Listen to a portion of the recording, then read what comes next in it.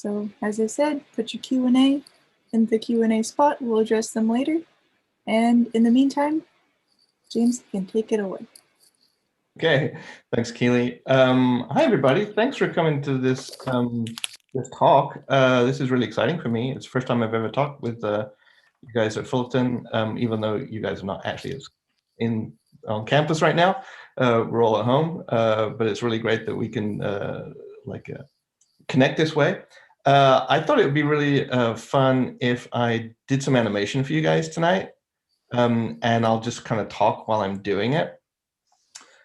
So I'm going to share my screen for a second, and then what I want you guys to do while I'm talking a little bit at the beginning. So hopefully you guys can all see that. So I just shared my TV Paint window.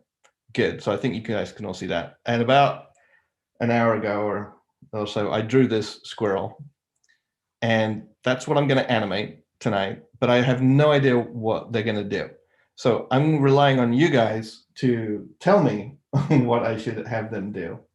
So in the Q&A box, I want you guys to put in some suggestions of what this squirrel should do. Now, to get anything meaningful done in the next 3 hours, it has to be short, obviously. You all know about animation.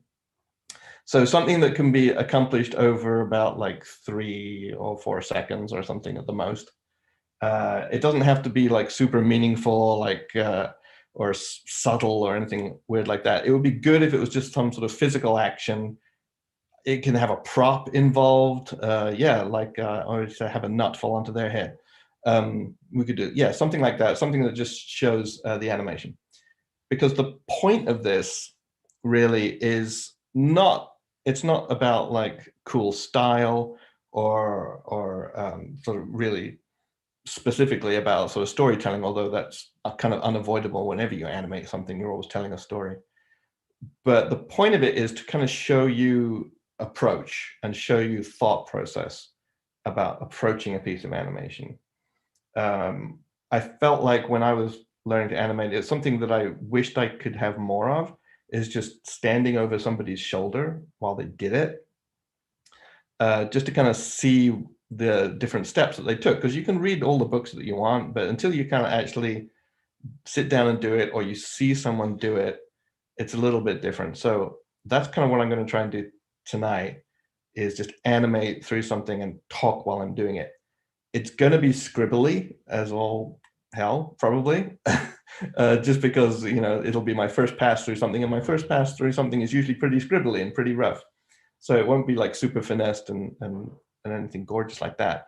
And, maybe I'll make a few mistakes and that'll be fun. And you'll get to see all that too. That being said, I should probably just introduce myself a little bit more.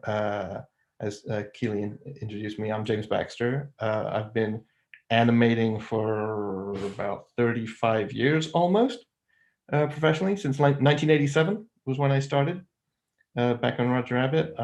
I've worked at Disney Features and DreamWorks and had my own studio for a little while. And I worked a tiny little bit at Sony. And right now I work at Netflix as their director of character animation, which means I kind of like, I don't oversee everything, but I'm there as like artistic support and like to help all the creators that come into Netflix with new shows get the kind of animation that they want in their show. So I do a lot of talking with like the crews that we work with studios all over the world. So I do master classes and stuff like that, as well as helping the new shows kind of get up on their feet in terms of like animation style and animation design.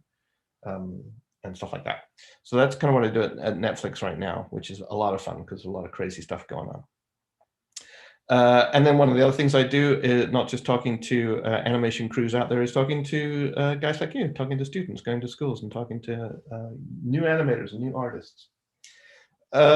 Cool. So I'm going to actually have a look at this. Oh yeah, and as Keely said, kind of like in the second half of this, I'll be kind of looking at the Q&A, or Keely will help me look at the Q&A and read out some of these questions, sort of in the second half, so that I can just talk and answer questions while I'm kind of finishing off this piece of animation. But for the first half, I'll probably just be talking a lot. So I'm going to have, so put those questions in the Q&A, not the chat, because they'll kind of get lost in the chat probably. I'm going to have a look at this Q&A box right now and see. I do like to have the nut fall onto their head. I kind of like that one straight out of the gate. A squirrel scolding us for not putting away the acorns properly. Karate chop, that's fun. Yeah, I like that getting hit on the head with the nut thing. That's kind of cool. I like that. I might just do that one. Yeah, it seems pretty cool. Yeah, I'm just going to go for it. I'm just going to do the getting hit on the head with a nut. Why not? Okay, so now my brain is kind of like boiling and kind of ticking over and thinking like, what am I going to do here? I've got this pose that I drew, and you know what? I'll probably just use it. You know, it seems like a pretty easy thing to do. So the first series of thoughts that kind of have to go through my head is like, what's going to happen and how do I make that clear? My job number one as an animator is to communicate clearly. If nothing else, that's what you have to do. You can animate in sort of any style. It can be like, you know, intentionally grotesque. It can be like super simple. It can be like highly complex and realistic. But you can only really fail if you have failed to communicate what you intend. That's really the only thing that's like a no-no. Everything else is kind of up for grabs, and everything else is kind of a choice. Like, do I animate this in a certain sort of style, or am I going to keep it super simple and super limited? Those are basically all choices. But the thing you kind of can't, you know, miss is communicating what you intend to communicate to the audience. So today, as you can see, this squirrel is like super generic in terms of its design. It's just supposed to be there so I can animate something comfortably without thinking too much of design. So it's kind of super generic, and I'm going to animate it in a fairly generic Disney kind of style where, you know, this is more about seeing the approach rather than seeing the specific style that I'm working in.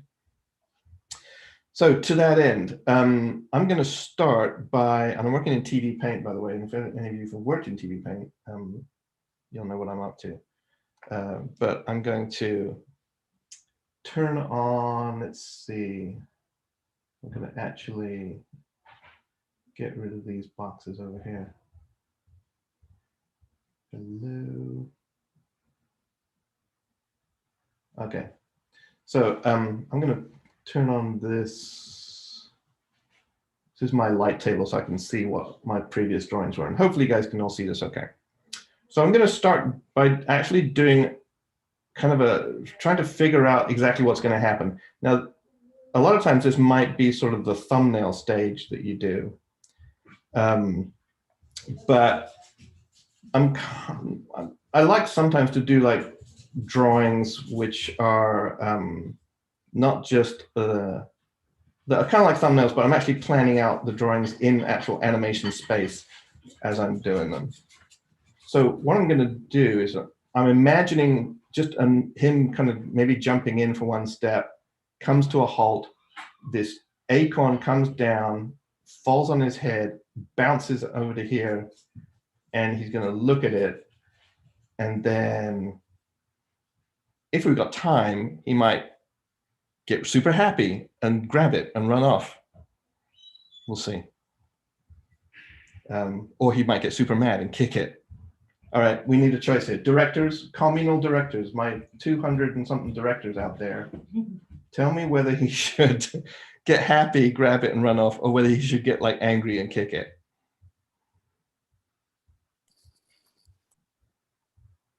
He should be incredibly first, kick it, angry. Okay, you happy guys were too slow. There were like 3 angry ones before anyone said happy. Oh, hangry. Oh, that's nice. Okay, we're going angry. We're definitely going angry. Okay, so we're going to go angry and kick it. Awesome. So I'm going to start by kind of doing drawings which I kind of know are going to have to be there. What you might sort of call tentpole drawings, sort of drawings which really kind of hold the scene up. Drawings that really I know drawings that I would sort of do if you were storyboarding it, right? So, and they're going to be pretty scribbly and pretty loose, and I might refine them a little bit later. But I think I'm going to do this drawing of him looking at the acorn on the ground. And although I'm getting way ahead of myself and should probably do that acorn on a separate level, but we'll figure it out. But his feet are going to be in the same place. And then I think putting his hand up on top of his, rubbing the top of his head, or just grabbing the top of his head that just got hit, right? So I'm going to spend a little bit of time getting this drawing, at least the elements of this drawing, where I think they should be, with the arm and the body and the, let's see, I think I'll just do the tail where it was, but I'm already thinking ahead about what I'm going to do with the tail as he gets hit, so it's not just going to stay there as a held cell. So I'm just trying to figure out the best pose for this arm and the other arm right there. So I'm just kind of like trying to think of like the best balance for this pose, right? And then his ears are going to be back here like that. Something like that, maybe. That arm's a tricky one, but we'll see. So definitely that. Now that I've got that sort of target, I'm going to think about how I'm going to get there. The thing I'm going to be doing a lot of tonight, and you'll see me do this, I'm thinking ahead. I'm kind of thinking ahead, like several stages to where I want to be, so that when I'm doing the thing that I'm doing, in this case, just doing simple poses, I'm already thinking of how they're going to relate to the other poses that he's doing and how they kind of fit into this pattern of the action. So I've got that one. I'm going to move that one a little bit later. I'm now going to see if I can do this sort of getting thumped on the head a little bit. So the drawings that are before are going to be in green. The drawings that come after are going to be in sort of red. So you can kind of see a little bit what I'm up to. So if I start with this one and an acorn is now going to kind of come straight onto his head, I'm going to do this just squash of his face getting hit with an acorn, right? So I'm just going to do the acorn like this, and then do his head getting hit with it. So this is really me just experimenting with, this is almost kind of like straight ahead at this point, where I'm just flipping these two drawings and trying to get the relationship right between the squash, and this is kind of where I'm just trying to feel it out a little bit. And I think I'll bring his elbows up as he gets hit on the head, with his hands coming up and his elbows getting a little bit wide. But his face kind of squashing in there as his eyes closed. And I'm probably going to adjust the acorn once I've kind of done this squashed head a little bit. And you know what? I don't think that's far enough. That's definitely not far enough. Okay, I'm going over here. This is the beauty of drawing stuff digitally these days, is that you can just do stuff like this, and I don't have to redraw it on another piece of paper. So I'm just going to take his head and take it down there. And just keep working on it. Yeah, that's a bit better. I'm going to bring this acorn down further, though. Now, this kind of thing, like how far I'm supposed to go with a drawing like this, it's basically a lot of experience about like what I know kind of works. There's not much more I can tell you about it than that. It's like, yeah, that feels about the right amount of movement there. Like how much he's moving. Because I'm already thinking this is going to be like a pretty sharp little poke on top of his head, and he will recover after this before he looks at the acorn on the ground. So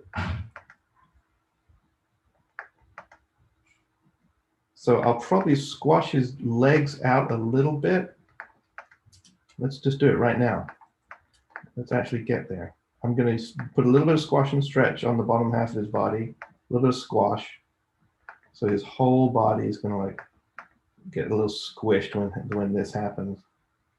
And his cheeks get bulged out a little bit.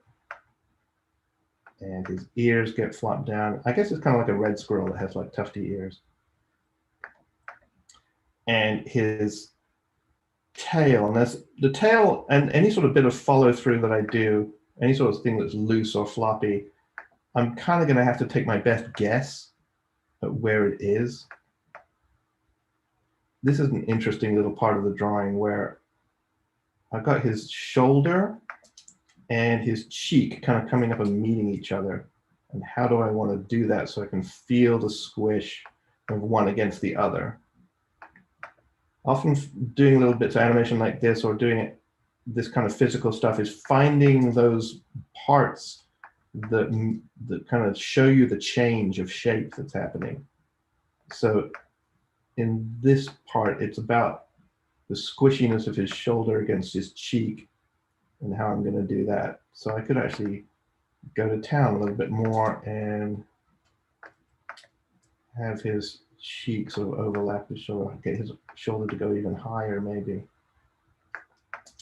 Yeah, let's go even higher. So you can see me just kind of like exploring how to do that. And while I'm doing this, I'm sort of looking for opportunities.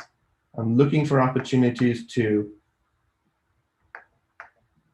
give those changes of shape and those forms, you know, squashing and stretching, that is going to communicate what's happening to him as he gets hit. So that's one little opportunity I've found, like his cheek against his shoulder, that I can use.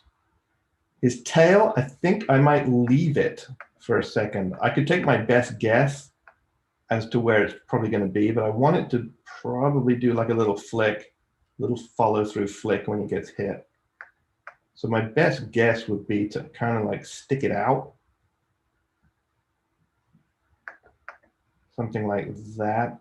But again, this is my best guess for the tail right now, to where that's going to actually end up being. I don't know. We'll see.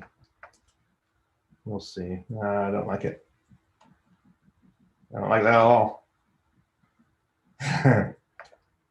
I think I'm gonna, yeah, take it more like that, I think.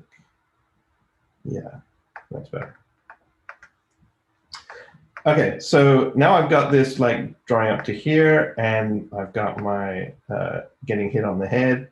I guess if we have time, I could go back and do like this little step up into this last position. But you know what? I'm going to actually forge ahead, and if I have time, I'll go back and do it. But if we don't, then we don't. So I'm going to do now what's going to happen, and I'm not really exactly yet, but very soon I'm going to be putting these frames actually in the right timing where they really need to be. But I'm not really doing that yet. I'm just sort of putting them randomly one after the other, and fairly soon I will be putting them in the right place. So he's going to get hit on the head, and then I'm going to have him go into this sort of little bit of surprise, like, oh my gosh, I got hit on the head. So I'm actually going to almost flip it with that first one and kind of stretch him out a little bit. Oh my gosh, I got hit on the head, and now I'm kind of getting up into a bit more of a surprise kind of thing, with his ears sticking up in the air and like these wide open eyes.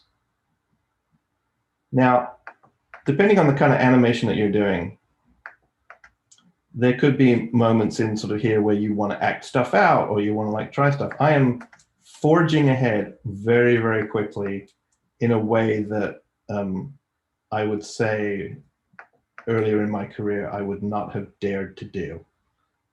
So I wouldn't expect yourselves, if you're just starting out in animation, to forge ahead this quickly, because it really is a little bit of a misrepresentation of like how much thinking is sometimes required to do something like this.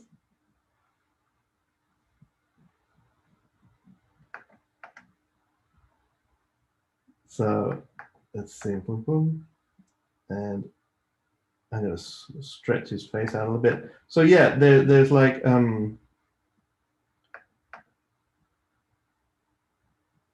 definitely sort of moments where you would want to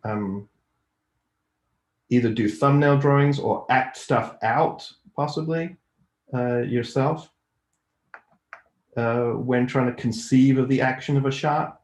If you're trying to figure out exactly what the shot's going to entail, there's usually a lot more thinking and planning than you're seeing me do. Although I am doing quite a bit in my head right now.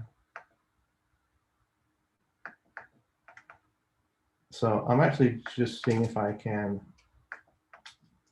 get this drawing to feel like I want it to feel, trying to get this pose, and you see me kind of like noodling it and like figuring out like, oh my gosh, I don't like that, I don't like this.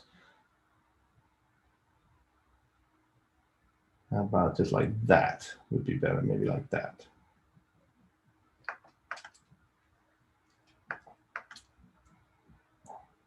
So again, I'm gonna like stretch it out more. This is not a great drawing.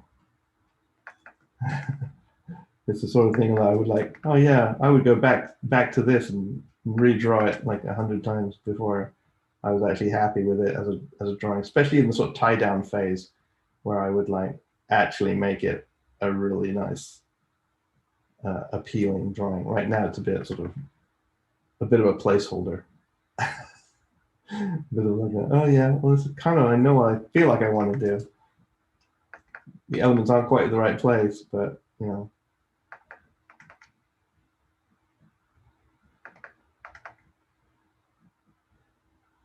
But I have a feeling of what I want to try and do.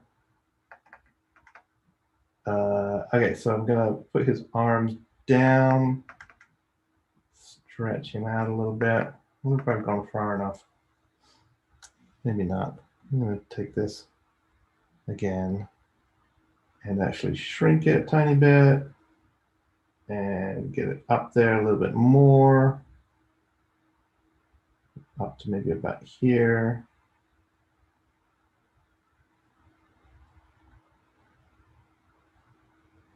Yeah, maybe something like that would be better.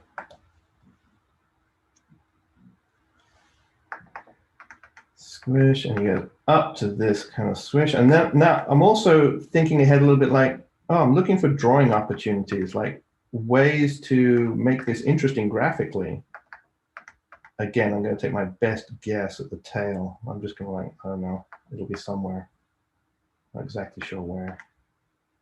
The follow through element, you know, for me is best done not completely after the fact, but because I want to think about its design. I want to make sure that it fits in with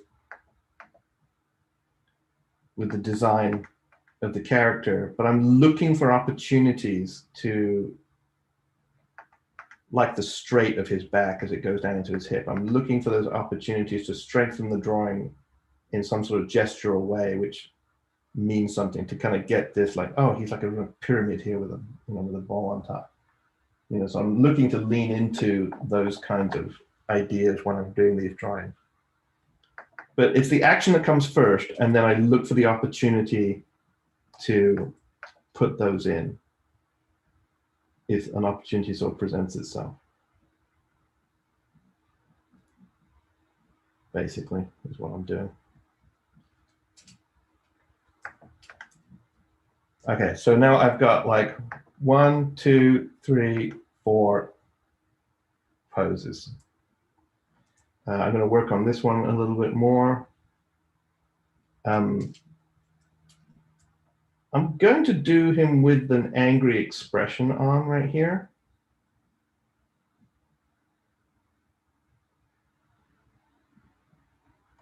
I'm not entirely convinced exactly when that expression is going to come on yet.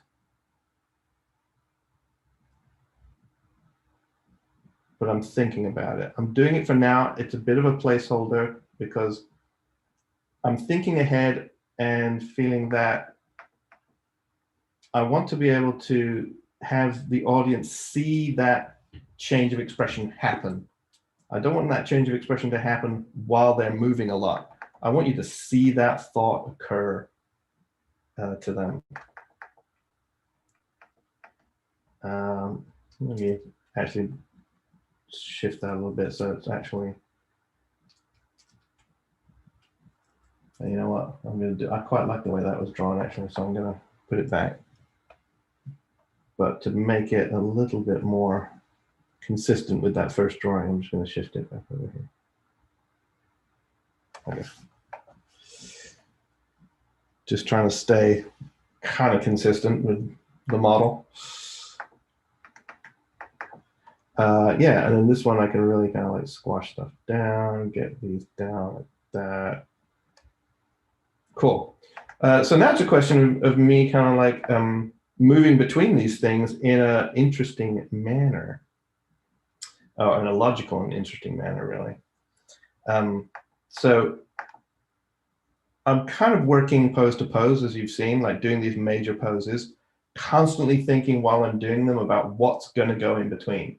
It's a little bit like doing a jigsaw puzzle where you're putting in a piece in the middle of the table and you're trying to get it kind of in the right place where you think it's going to end up being. You know where you kind of want it because you can see the jigsaw, but you're kind of taking your best guess at where it is. But you know it's going to end up with a lot of neighbors around it, you know, but you're gonna try and put it in the right place. And that's what I'm doing with these keys. I know that these keys are going to have a lot of neighbors, drawings that come up to them and drawings that lead away from them. So I'm trying to put them in the right spot in terms of where all the elements of the drawing, the arms, the legs, the head, where all those are, because I'm thinking about the other pieces of the jigsaw. I'm already thinking about them. While I'm doing those drawings, I'm thinking about where they fit into this action.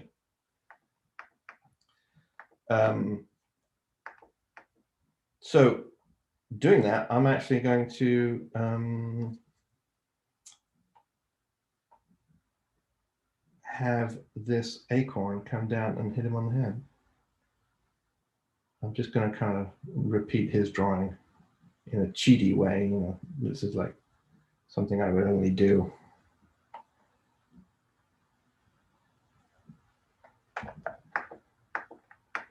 Oh, you know, didn't mean to do that. But I am going to clear that away. So we got this first drawing of him. I'm just going to hold it for, you know, 12 frames or so.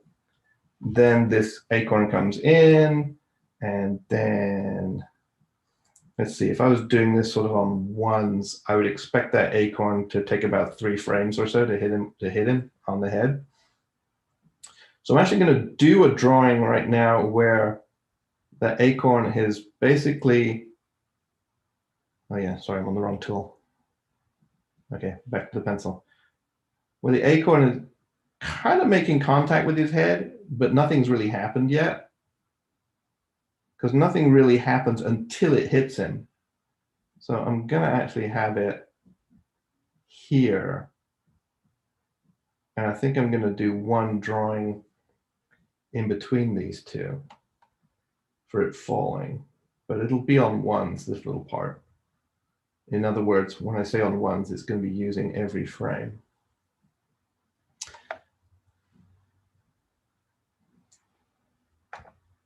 Okay, so got nothing. 1, 2, 3. So this is just kind of an in-between, like that, of it falling down, falling at a pretty steady rate.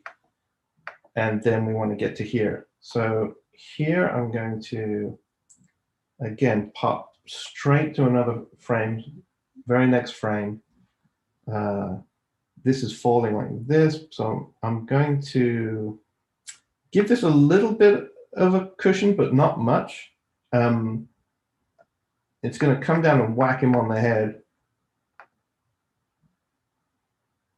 So I'm going to have this one on for 2 frames, and then this next one will be on for 2 frames as well. So this is still coming down. This is 1 frame later.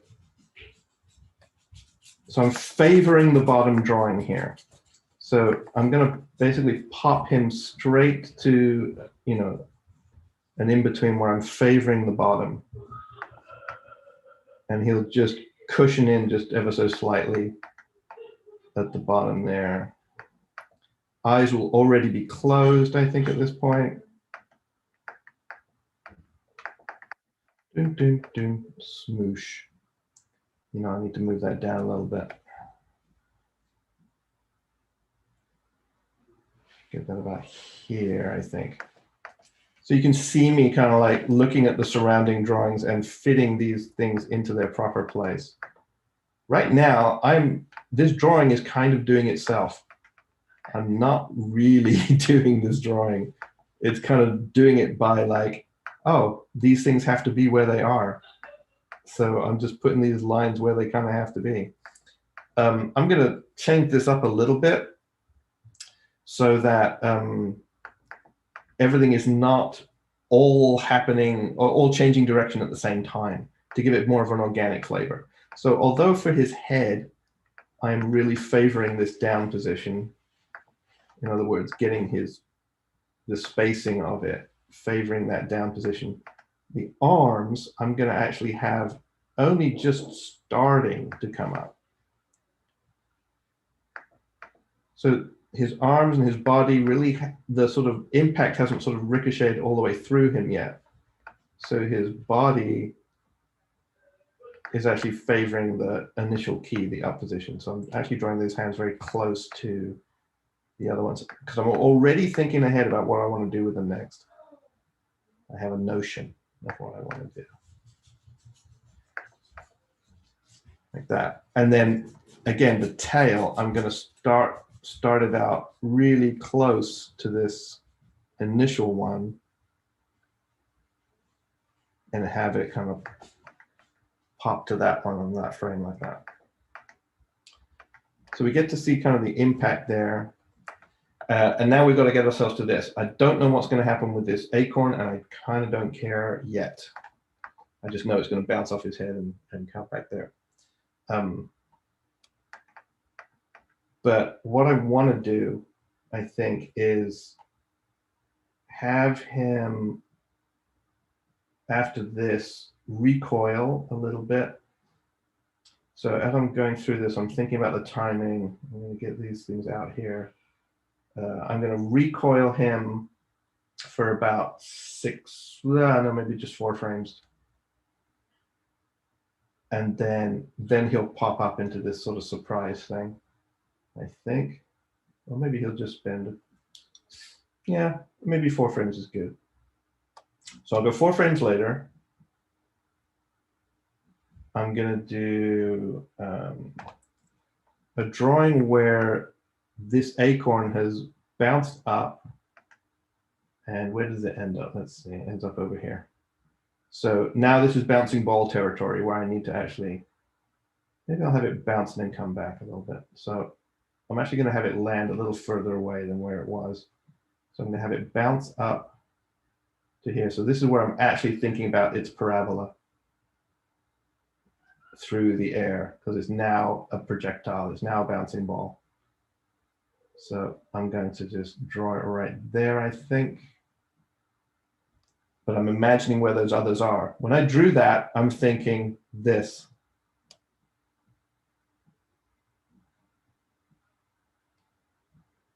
That's why I drew it there, because I was imagining where those are.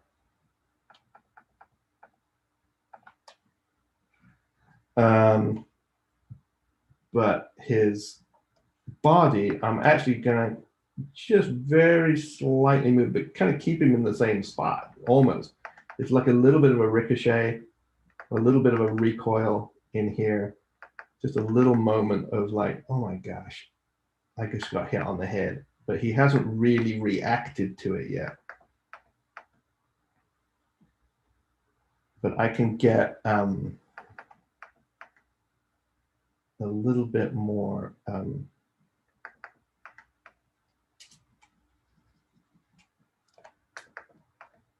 okay, I'm thinking about this. I'm actually going to do quite a little bit of overlappy type stuff, I think, in here, or a little bit of like organic sort of nuance in here with the way that his arms are going to be moving. So I want this sort of flat top to his head for sure, right? You can just see him coming up just a smidge in terms of his head. But I'm imagining his arms actually coming up higher, but then just start to come, ooh, I don't know where they're going to be. Thinking about where they are going to be, but I think I'm going to take my best guess and think about here somewhere. But I might shoot them up even further on the in-between.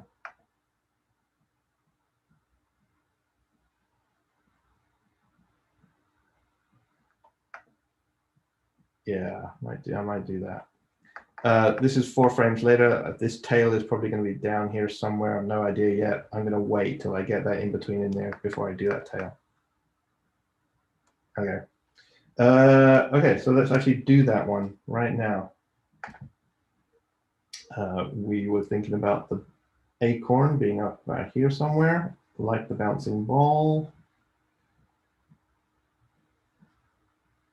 Hopefully some of you had a chance to do a bouncing ball at some point. I'm going to, again, favor this one. If I was drawing a chart for this, this would be, what frame am I on? This is 18. This would be 18, 20, 22, like that. So I'm favoring this one, which is 22. If I was actually working it out, because like I say, I'm going a little bit too quick. So I'm going to try this. I'm going to try, well, it might come out too fuzzy or mealy or soft, but I'm going to try it. I'm going to have his hands come up the highest on this one, because what I want to have him happen next is these hands are going to punch straight down into here. So that there's this nice sort of organic overlap as he comes into this thing. So his hands are going to go lower and then come up as the rest of him comes up. So I'm already thinking about how these sort of different elements of him kind of overlap each other a little bit. And I'm trying to build it into this drawing as I do it. Again, this is the sort of thing like when I was younger, I would have to take several stabs at doing. I'd work it out, the main action first, and then I would think about, oh, how am I going to make some sort of overlap happen or something to make it a little more organic, right? But I've been doing this for a long time, so I can actually think about that stuff from the get-go these days.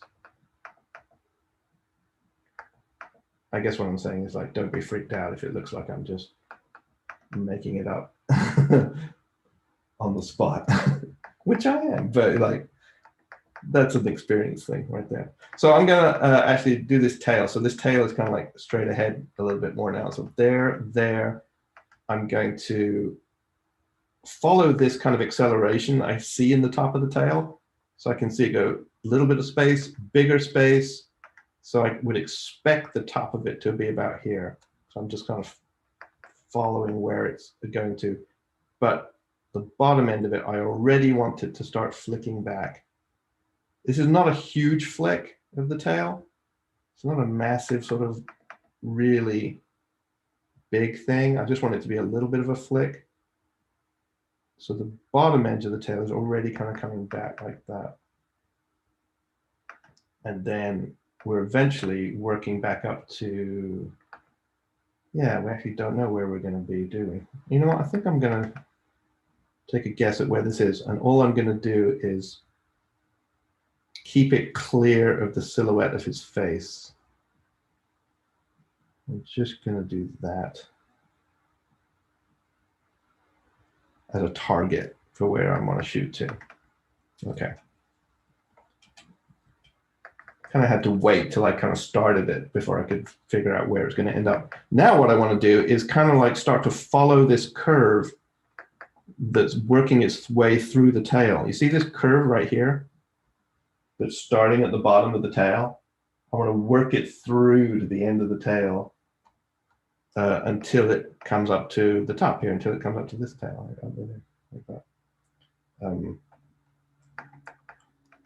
So I'm going to have it be here. So it's kind of the bottom of the tail is kind of doing its thing first. And the top of the tail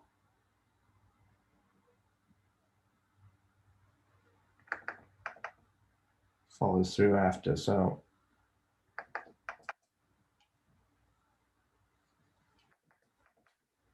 this is kind of like the trick to doing follow through like this, is realizing that the curve kind of works its way through the thing. There. And now he's going to pop up straight into this thing. Now, this is where I have to think about a little bit of timing. So if I think about this going pop, and then he does this, oh my gosh, react. So the acorn is going to go. So this is where you kind of have to like think about, well, how long does that take for an acorn to go pop, hit the ground? Like how many frames is that? You know, it's about 14, but it's like the difference between like 1, 2. I know it's sort of roughly 12 to 14, just because I know that a march pace, a good brisk march, is like every 12 frames, 2 per second. So like is like a click every 12 frames or so. So I know it's like it's a little bit about 14 frames, something like that. So I've already got 6 frames on him here. So I'm going to do, because he's pretty little. I mean, this isn't like a big thing. If this was a person and they were 6 feet tall, this ball would probably take a little bit longer to do that.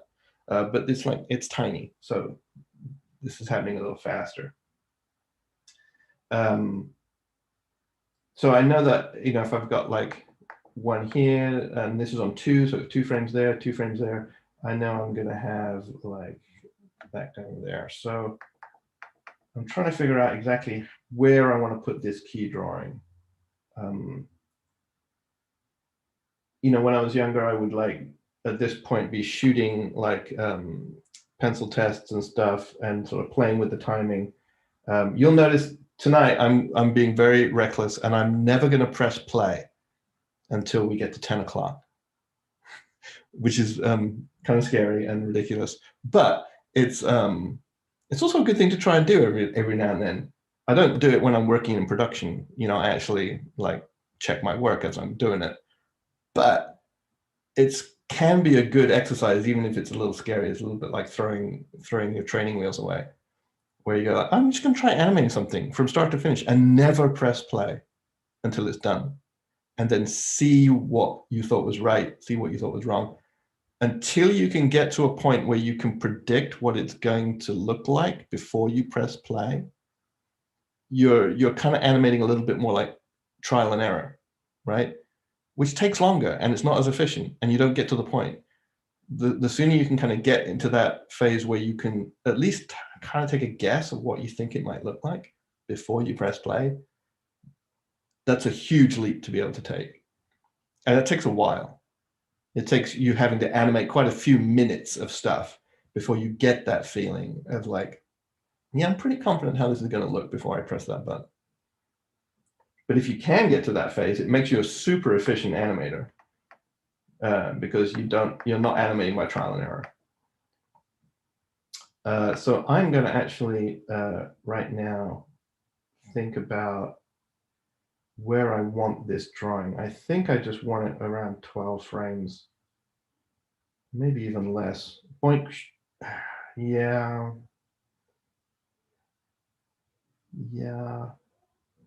Thinking about 10 frames maybe. He's pretty little, and I don't want this to be too draggy. Yeah, I'm just going to put it there for now and see how we go.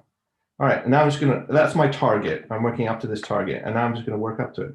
So I am going to kind of go a little bit straight ahead, but I really just want to kind of pop him straight up there. I could overshoot this, but I don't think I'm gonna. I could do a thing where he goes up and even a little bit further than this and settles back into it, but I'm not going to do that. I'm actually going to just cram these drawings up pretty close up in here. So straight from this one, boom, straight into a pretty aggressive space in here. But I'm going to do another thing where I'm going to keep his mouth closed, and I'm actually going to think maybe just do a smidge open on his eyes, because I actually want to save the major squash and stretch of his face opening up until you can kind of see it happen. The more I can get it sort of slightly closer in screen space, where he's occupying the same part of the screen, the audience will then actually see that change come over the face. You don't have to do it every time. It's just a thing that you can play with a little bit. Like, there's multiple ways to kind of time and to play with things like this. So like I said, his hands have already started down, so that gives me like the kind of almost the permission to get them really far down on the very next frame. And I'm going to go even further on the next one before they come back. So hands all the way down to here.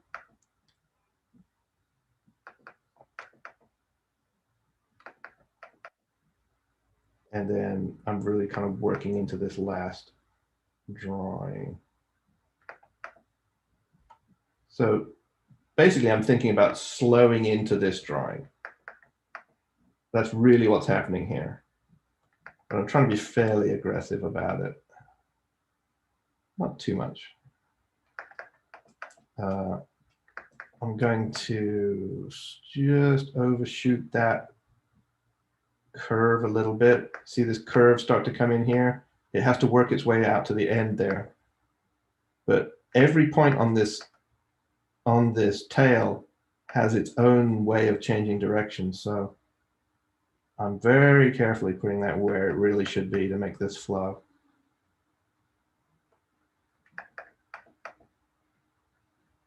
This right here, that's critical to making something flow, what I'm doing there.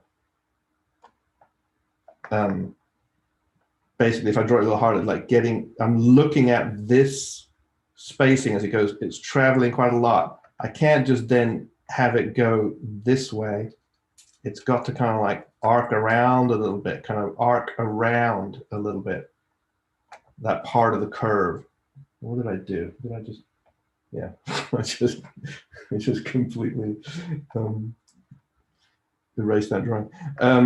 Yeah, so I'm cutting it in further. And then this end of his tail has kind of gone out and around. You know, let's actually do that better. While we're here, let's actually do this properly. Looking at the end of his tail, it coming up and around and out. This is not long enough. This needs to go out more because it's going out in a little circle. And now it's kind of coming around in this sort of little circle like that. So now it's going out to here, maybe about there. This is the kind of thing that makes it really elegant and not clunky.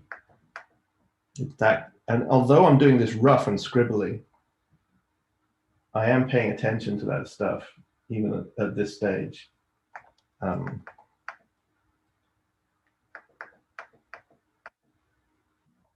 again, we were kind of going in a circle, so this is going to be here. Now this is really kind of where the drawings start to do themselves.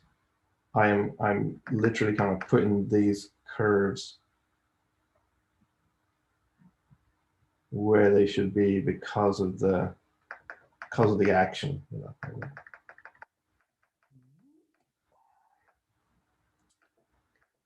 Now I'm going to, again, aggressively favor. They're on twos here, so I do have a glass of water handy somewhere. Even though I'm not going to overshoot his face, I am going to, I think, expand the expression a little bit more. So this expression I'm doing here is going to basically match the last one, having him stretched out pretty much all the way. You know, I think I need to get a little closer. I think I just need to get a smidge closer.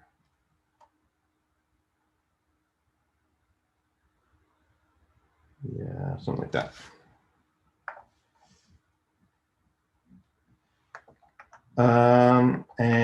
But I am going to, I think, at least with the expression, overshoot with the expression a little bit.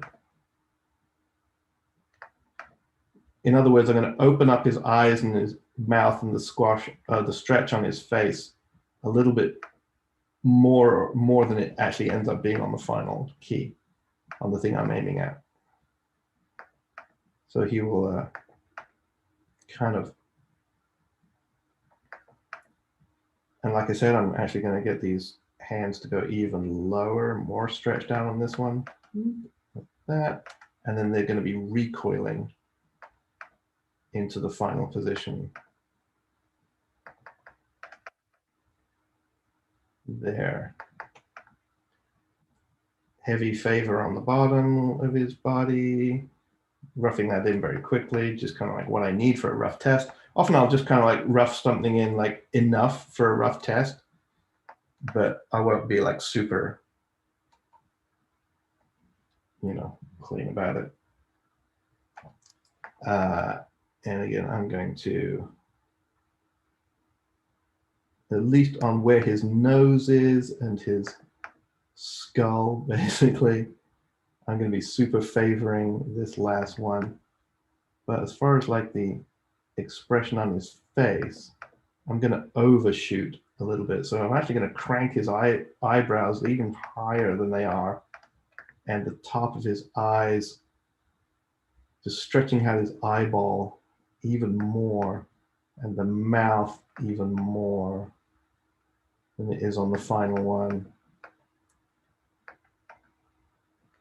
So you can see I'm kind of like playing with how, you know, ways to make this sort of organic as well as just moving from pose to pose. I am not just moving from pose to pose, I'm kind of moving through them and finding interesting things to do along the way to keep it organic and flexible, so it doesn't look mechanical. So it looks lively and it's organic. The arms I can now just start in-betweening, basically. The rest of the body I can just start in-betweening. I think pretty much all of this I can just start in-betweening into this final position.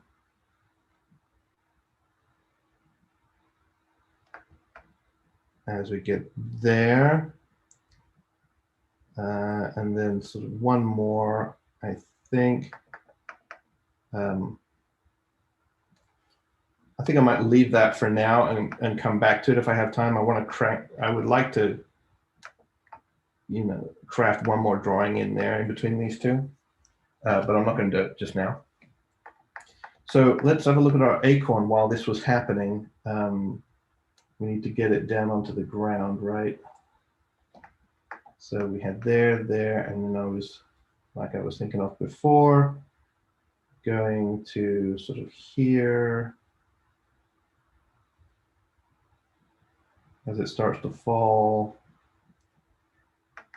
And then, you know, this parabola that's falling, then accelerating down that path here, and then I think the next one it'll probably hit the ground. And then the next one it'll be right down here as it accelerates and hits the ground. Boom, like that. It's rotating through the air as it's doing it as well. So if I turn off these things, you can actually see what's happening now. Boink. What? Yeah, so you just go whap, and then oh my god, I got hit. Now his kind of brain has to kind of take over. This has just been like quick reaction, kind of like stuff. It happens pretty fast. Now you kind of get to see his brain kind of go like, what just happened to me? Oh my gosh, there was an acorn that hit me on the head. And it's not too complicated, but what I want to be able to do is get from this pose to this pose, right? And how am I going to do that? I'm going to keep him up here a little bit while you see that thought thing happen to him. And I'm going to put this on a random frame right now until I figure out how I'm going to time it. And then you're going to see his arm start to come up. So let me think about how actually best to do that. I'm going to have him, I think,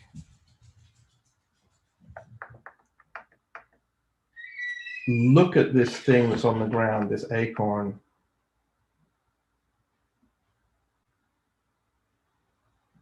First. And I think if I quickly have him look at it, and then he'll come forward. So he'll do a quick look, and then he'll come forward. So this drawing here, and I'm going to go to it fairly fast after that one. Again with the, oh my gosh, what's going on kind of thing. And I'm not sure exactly what to do with his arm yet, whether I'm going to actually have it start on its journey yet. I don't think so. But it's a thought, it's a possibility that I might be starting this elbow coming up into the air, ready to grab the top of his head. It's a possibility. A definite possibility. He's still more sort of in shock at this point.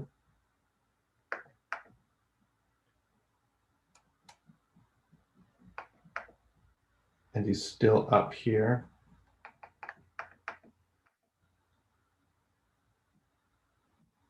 I think I'll just continue this tail on its journey a little bit.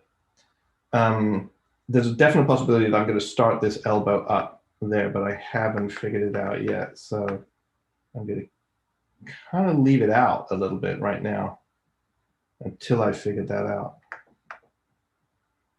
But his hand is just going to keep coming up.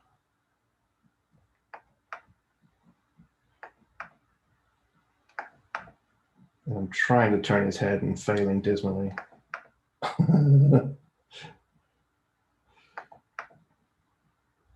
Because I have no idea how this guy's put together.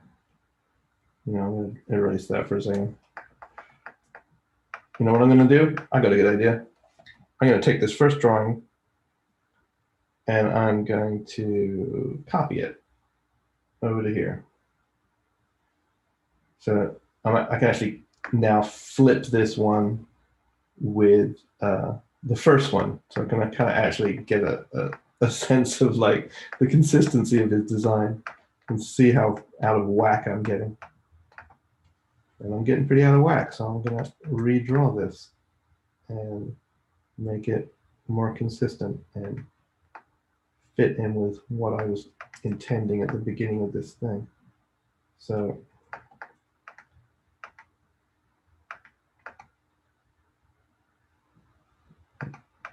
there to there to there to there.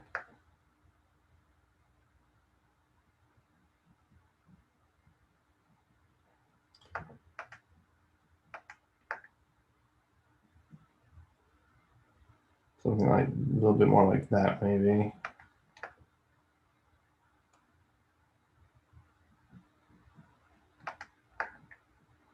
Ugh, so ugly.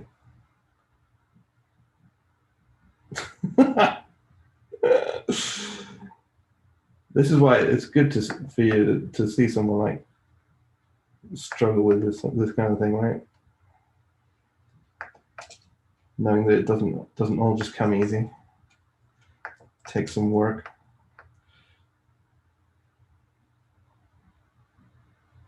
Yeah, I could work on that drawing for a while, and it still wouldn't be right.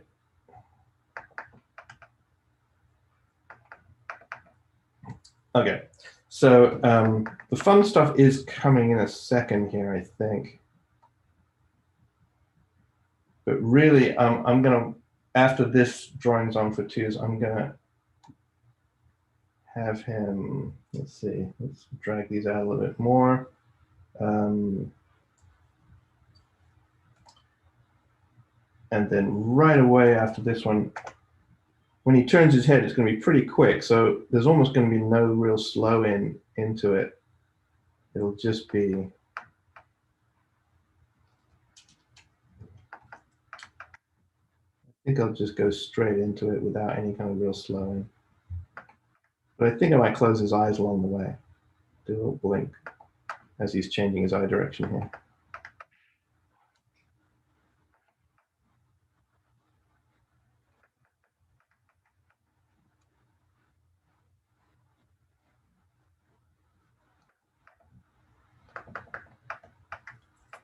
That was on for 4 frames.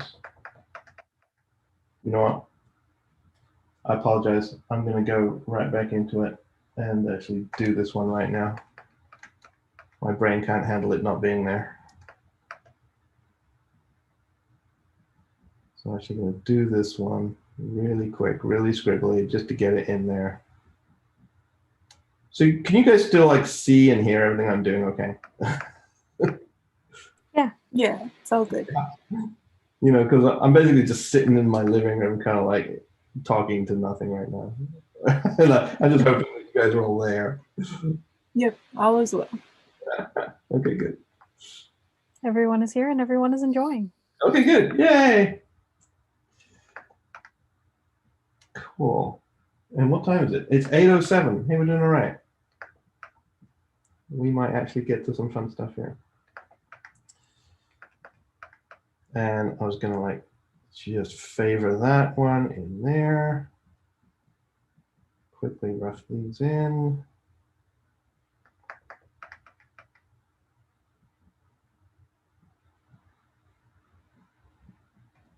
That. By the way, I do have thoughts running through my head about how he's going to kick this thing later. I'm just not telling you yet. I haven't like not thought about it. Okay, so now he goes up through here for like 6 frames, which is kind of almost the shortest time you can have on an expression, like 6 frames or so for you to actually be able to see it.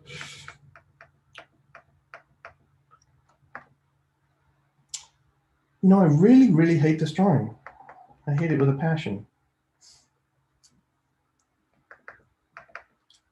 Yeah, I really don't like it.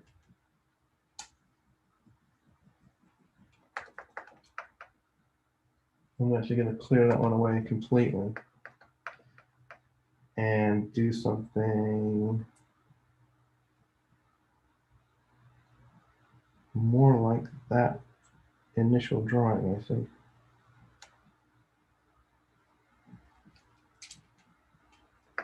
In terms of the head angle.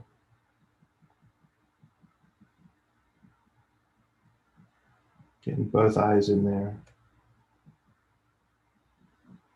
Getting that ear down here. Behave. Behave, you nasty squirrel. Let's see. To there.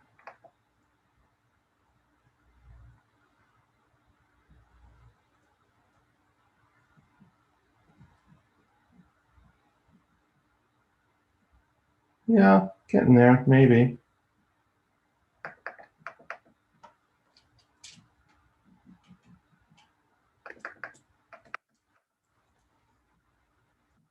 Yeah, maybe getting there a little bit better. Not great. And yeah, I think I'm gonna just start to get this elbow going.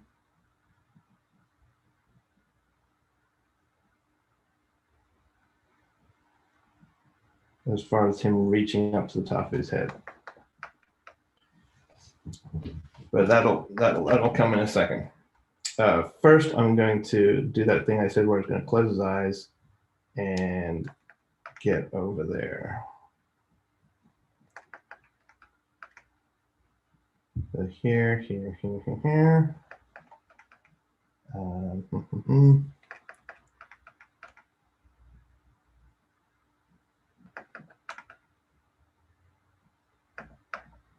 So I'm almost just really kind of in between this into this new spot, but I'm starting off with a bang. I'm kind of like not really slowing out of this pose.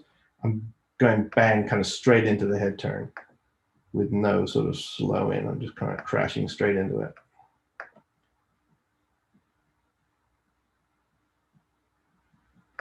Give it a bit more sort of punch. I'm going to leave this arm off for a second because that's actually going to time itself a little bit differently. Everything else is kind of slowing into this,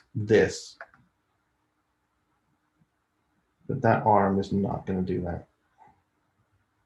That arm's going to be weird. This is good. This is going to be very scribbly and it'll probably boil all over the place, but that's okay.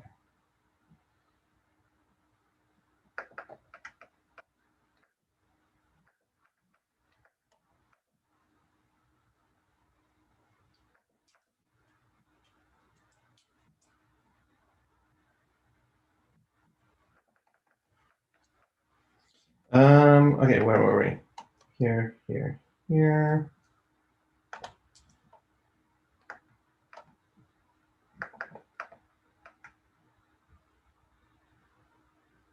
Go to there. While I do this, it would be good if maybe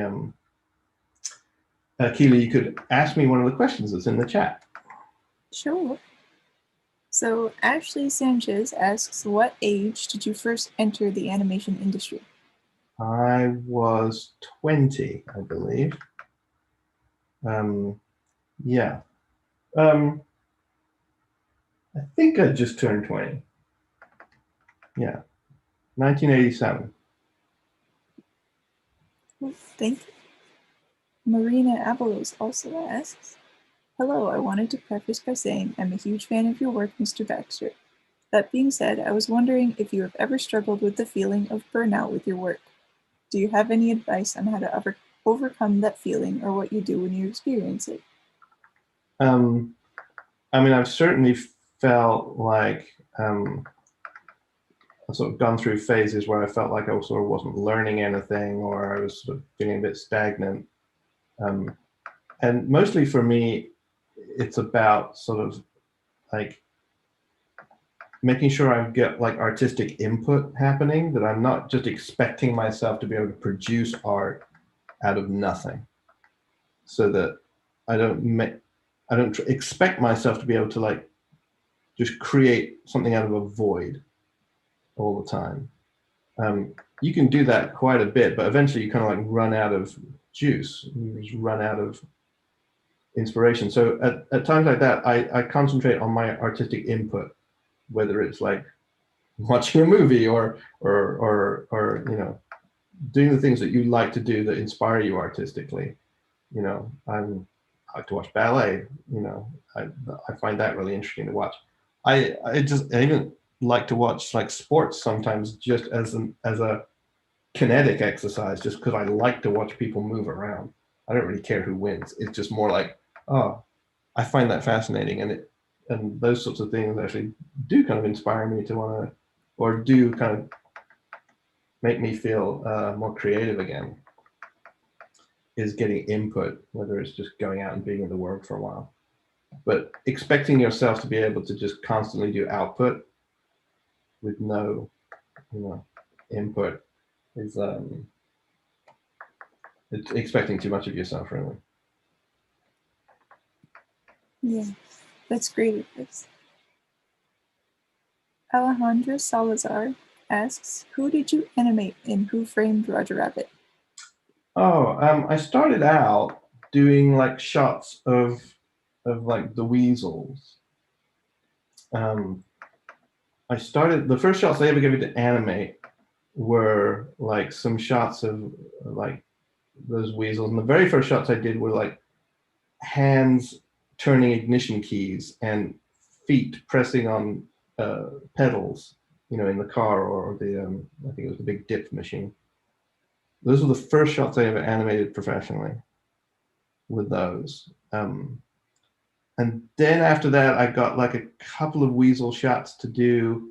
Andreas Deja was nice enough to give me like a big dialogue shot of a weasel to do, because he was really under the gun trying to finish this one shot of Roger in the sink and the weasel interrogating him. And it was a really big long shot, and he was doing Roger, and he said, I'm going to give you the weasel to do. Because he'd actually, I was assisting him at the time, so he'd actually been giving me little bits of animation to do in those shots, like just the weasel's watch chain swinging around. Like he would animate the weasel, and I would animate the watch chain that dangled off his waistcoat, stuff like that. So he gave me a big long dialogue shot to do once. And then after that, I was kind of a little bit off on my own, and by the end of it, I started getting a few Jessica shots to do, some Roger shots to do, more sort of towards the climax of the movie. That's awesome. Michael Garcia asks, how do you achieve that kind of understanding of drawing characters in space? I think he meant when you had started drawing the squirrel, and like being able to understand the character's design enough to draw them in any angle. Well, as you can see, I am struggling. not having had a proper model sheet of this squirrel, or actually drawing it a lot. Yeah, I'm definitely struggling. But yeah, I do like to do things like do turnarounds and stuff on characters that I'm trying to get used to. When I'm trying to figure out a character, I will actually just take a drawing and turn it around. I do a little thing. Maybe I'll go off. Do we have time? Yeah, I think we have time. I'm going to go off on a little tangent right now and show you some of the exercises that I do for that occasionally. I'm actually going to go to the end here and show you kind of what I do a little bit. So often when I'm like trying to get to do a new character, I will spend a lot of time doing like a really good front view, or what I think is a good front view, of that character. And I will spend my time and try and like make that right. I don't know what I'm drawing. I don't know what this is. I don't know if this is a squirrel or a cat. I think it's probably maybe it's a squirrel. So I will work on that front view like properly for a while, and make sure it's kind of like what I want. And I will do it sort of in concert with, let's see, where am I? Sorry, my TV Paint is blocking, or like the other windows are blocking where I'm trying to get to. Okay, so I will do it in concert with,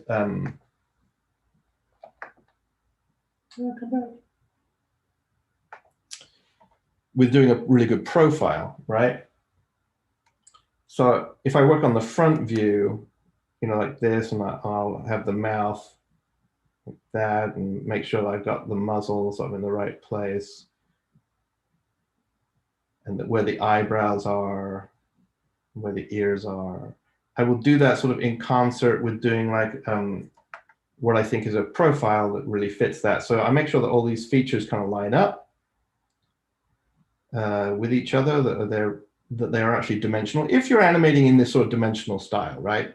Now, this is sort of a part where you can start to make those decisions about, well, is this a super graphic kind of style where things actually don't always match each other?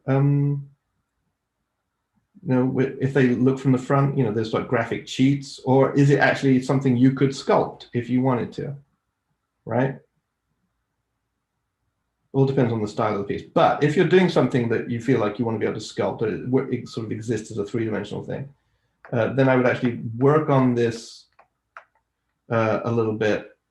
And then I would spend some time and do a nice three-quarter between those two. Now, in doing a three-quarter, you kind of have to remember that it's not just going to be an in-between between here and here. That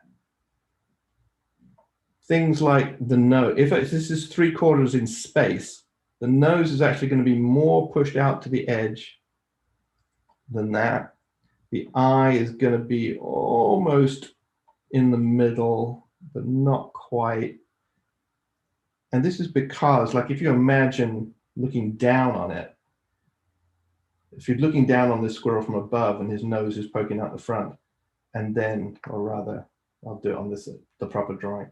His nose is poking out the front, and then his nose, if you're just looking down on it from the top, his nose is poking out the side. And then the one in the middle, the three-quarter view, his nose is, at least in space, is actually exactly halfway between those two things, like the hands on a clock, right? If they're in space, if it was actually completely halfway through as his head turns around. If you look at that from the front, if you're looking at it from here, his nose is here, here, and here, right? If you're looking at it from this angle, it's favoring the outside. So I'm constantly thinking about how to turn things around, imagining them as like a big pizza, with slices, and how those spaces manifest themselves as they go out and around, right? So that's kind of what I'm thinking about in terms of how to turn things around in dimensional space quite a bit. So the center line down his face is going to do this thing right here, this thing right here. But his eyeball, that eyeball is going to go out a little bit first before it goes back behind his head and lines up with the one in front of it in the profile. So constructing a really good three-quarter view is about figuring out where these things should be and also sort of playing around with them so they look nice. A little bit of both. Hopefully, if you have drawn them where they should look nice. But again, his ears are not going to favor this side. His ear point is actually going to favor this way because it's going it's going around the back. So I would do stuff like that, basically, when I'm like trying to figure out how a character is constructed in space. The other thing I would do is, in order to create really sort of nice up angles on things where I want to know how to draw a character sort of really looking up like that, or I want to know how to draw the character sort of really looking down on them, how do I get that sort of structure into my head? And I'll do sort of funny cheats and stuff like that too sometimes. I'll take a drawing like this.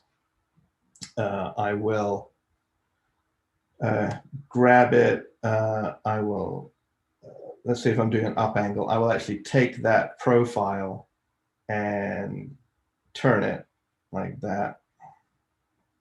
So take that profile and turn it up like it would be. And then I will go back to the front view. And now I could sort of flip between this tilted head, this tilted profile, and the front view. And between those two, I can actually kind of like reference where these different features might actually be. So in the front view, the nose is right dead center, but from the side, it's there. So if I draw the nose there, where they kind of like cross over each other, you know, going from the side and going from the front. His eyeballs are, top of his eyeball lines up here, but from the front, it's there. So his eyeballs start to like that. And the other one, kind of the same way. I can see the top of his eyebrows right there, right there. I can see his mouth, or the center of his mouth here, but the corners of his mouth lower down. So I'm kind of using a bit like a technical drawing trick to at least kind of get myself in the ballpark of what, and his ears are now actually down here somewhere. So it's a way of kind of like cross-referencing the drawing and like creating an actual upshot on the character. And then I will go through and I'll actually turn the character around completely in that upshot. So I'll eventually, after I've done with the process, I'll get cool angles on the drawing where I can like, I'll start to understand what the structure of that character is and get it into my head. So I'm more confident about how it turns out. I can now more accurately visualize its structure in three-dimensional space. And then when I'm animating it, I can refer to drawings like this, but I can also, when I'm animating, keep thinking about that. Oh, things go out and around when they turn, constantly favoring those sort of outside elements as they go out and around like that. That's a little tangent. Yeah, it's awesome. Thank you. If I may interject, I have a follow-up question to that. Is this similar to, or did you do something similar like this in preparation for that 3D camera move at the, you know, the dining sequence for Beauty and the Beast? Because I know that's like a huge shift in perspective and just the whole characters. It's crazy, and I'm really curious to know how you prepared to do that. Well, I did have you know, fairly good model sheets, I guess, on Belle and the Beast at that point already. So I didn't do that kind of thing exactly on that. It was more about doing a lot of cross-referencing between the computer photostats that I was getting and trying to fit those characters into the three-dimensional space. It was a lot of flipping, a lot of like planning, deciding on like where they're going to be at certain points in the dance, you know. Let's see, what am I doing here? I want to try and get his head. I'm trying to make some choices about, I think I'm going to put his hand on his head.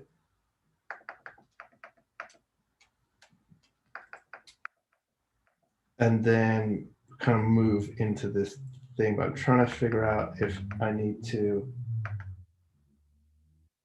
do I think I'm going to do the angry expression change up here. I think I'm going to do that. So you know what? I'm also going to do a little cheaty thing right now to get myself a little bit more consistent. I'm going to kind of shift and trace these a little bit. I kind of put his eyeball where I want it. I'm literally going to take these two drawings and kind of line them up on his eyeball. So I can actually do this character a little bit more in consistently, right? This just, you know, cheating the hell out of it. At least through his face. Okay.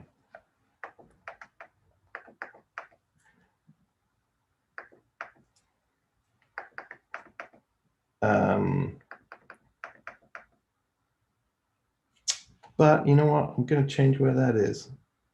I'm going to have that come down here.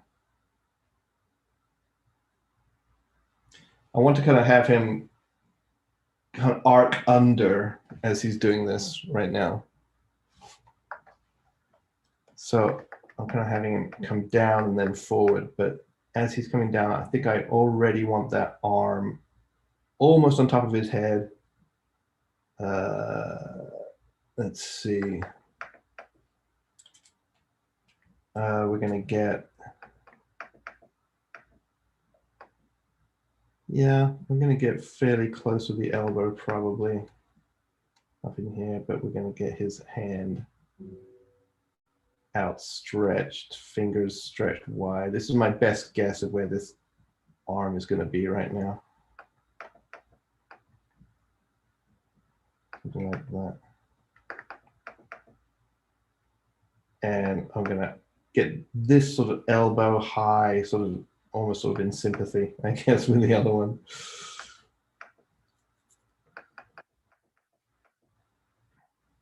There's a few drawings going to go in between these two. I'm not sure exactly how many, but quite a few.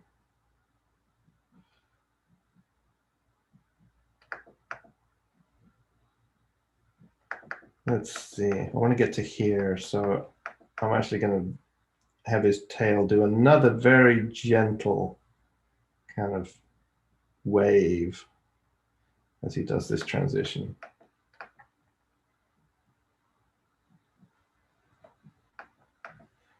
Okay, so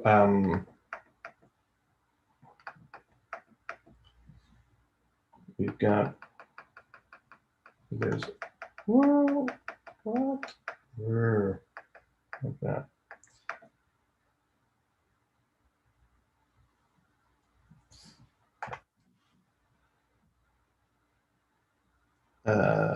Hand here, probably hand here,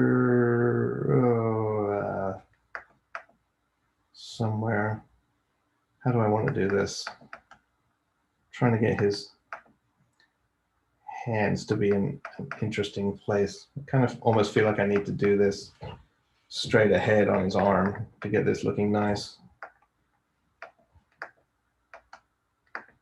So I'm actually going to forge ahead and do this one as it arm accelerates here.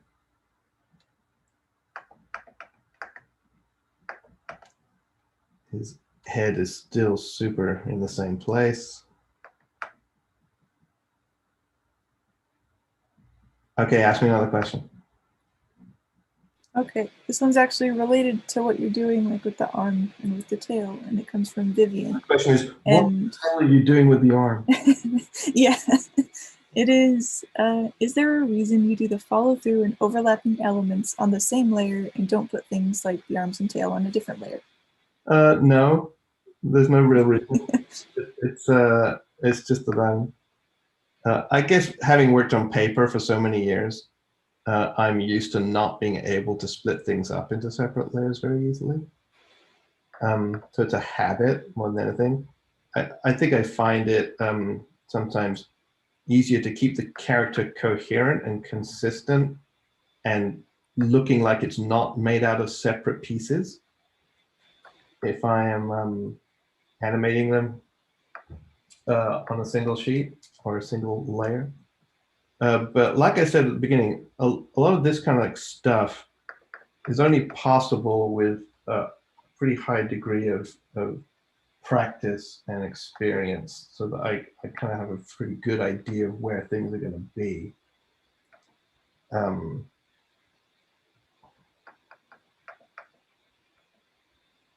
Let's see, one between there and there, and one between there and there.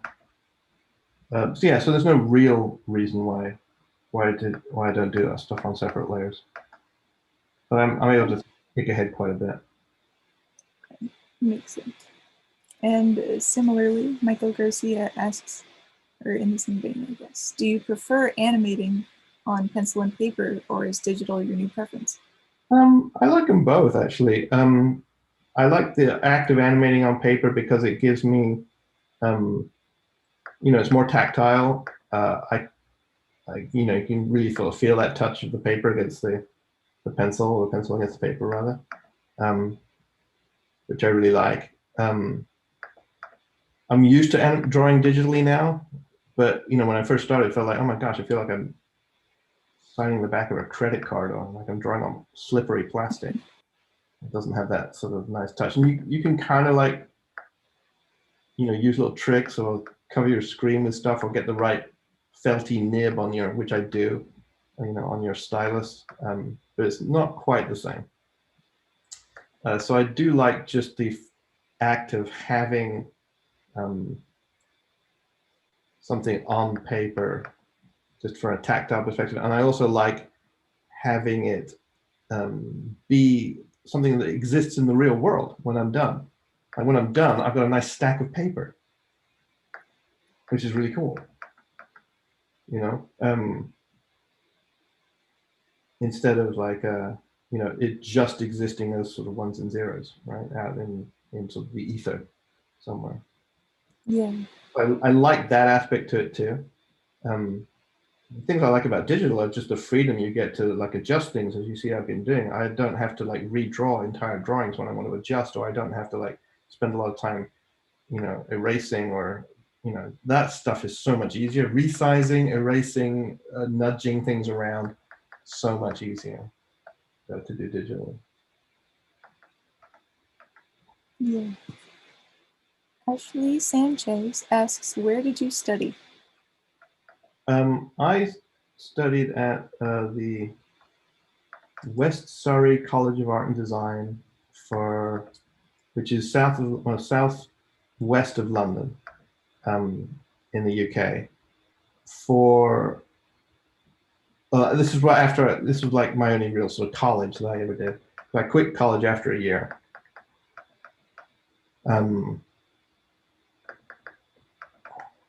And that's kind of where I went for a year. And that was the only place in the UK at that time which just did animation as a major. You couldn't do animation anywhere else as a major. So that's why I went there.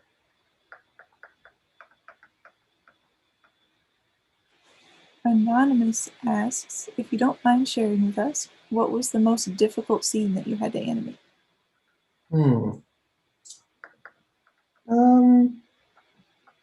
There's difficult for different reasons, right? So there's technically tricky, like the ballroom scene in Beauty and the Beast, or, you know, animating Giselle's wedding dress is technically tricky, just because if you've ever seen that movie Enchanted, she's got this crazy wedding dress with all these ruffles all over it. That's tricky, just on a technical level. From a performance level, doing something that's really honest and true and really from the heart and meaningful is hard. So like in How to Train Your Dragon 2, when Stoic meets Valka again for the first time, and she's kind of like hemming and hawing, trying to like explain herself, and doing that sort of acting where you're having to kind of try and do something honest. That can be tricky too, because it's requiring real sort of acting chops from you to do that kind of thing. Yeah. So those can be hard to do. And there are a few people asking, do you have a favorite project you worked on and a favorite movie just to watch? Lots of different ones. I did really enjoy working on Lion King quite a lot. I was animating Rafiki on that movie, and it was fun for me because he's basically, you know, he's basically just on his own. I animated almost all of him in that movie. You know, almost all of Rafiki I got to animate. So that was really fun. I hope I'm good. Yeah, it's awesome. There's a similar question, kind of, that was, what is your go-to animal to animate? Yeah, I don't think I have I really like animating dogs. I really do like animating dogs a lot. They're really fun to do. And I've kind of gotten into it lately, although I've hardly ever got a chance to do them professionally. I think my only dogs I've ever animated professionally was very recently on Wolf Walkers. I did like 2 shots on Wolf Walker. which Oh, that's cool. is the movie that just came out. Yeah, so I did a couple of shots on that movie, just because I begged Tom to let me do them, frankly. Wolfwalkers is great. I can see that. Anonymous asks, what or who is your biggest inspiration, and how have they affected you?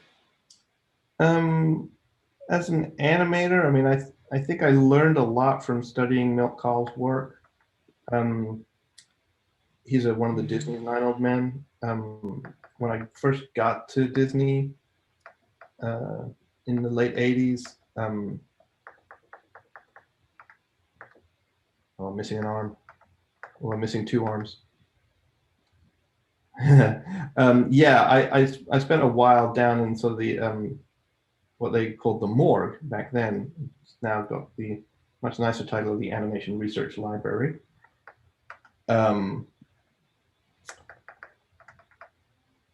Studying his work, actually getting a lot of his scenes out of the morgue and looking at them and trying to study them and seeing what I could get out of them. That was really instructive for me.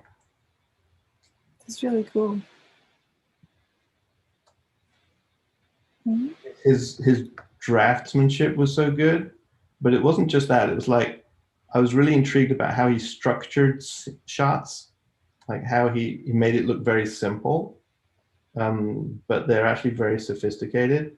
So I would go through and like look at the drawings and like wonder which drawings he would do first. I mean, I wonder how he like started, on a shot like this, for example, and then it taught me a lot about, because I went through different phases of like trying to do stuff that was too separate, like you were saying, almost on separate levels. But for me, it was sort of using separate timing charts for things where I would have multiple timing charts controlling different parts of the body, and it was all getting very sort of wibbly wobbly and out of control. And studying his work, realizing that he really kept the major parts of the body, how that was moving around, quite simple, but he was going in over the top and doing a lot of unique things with like heads and hands and mouths and stuff, which made it organic. These little sort of overlapping timing things that I'm doing, where not everything is just in betweening from one key to the next. There's parts of the drawing which are doing something different. Like this arm, right? Like everything else is slowing into this key, but just at the very end, this arm starts to go. It starts to do its thing, leading into the next bit. I learned that kind of stuff from him. Yeah. It's cool to see how much just influence Milt Kahl has and just how that's sort of spread through animation and how we still use it. Although, if I'm looking at like performance and acting and stuff like that, like Frank Thomas and stuff is actually more interesting for me to look at. I'm going to really get a bit more aggressive. Again, I'm going to do this trick where I'm just going to put the eyeball where I want it to be. And I'm going to shift and trace this thing. Or not shift and trace, but shift and in between. So I can get more consistent with it. I can slap that hand down on the head kind of where it's supposed to be.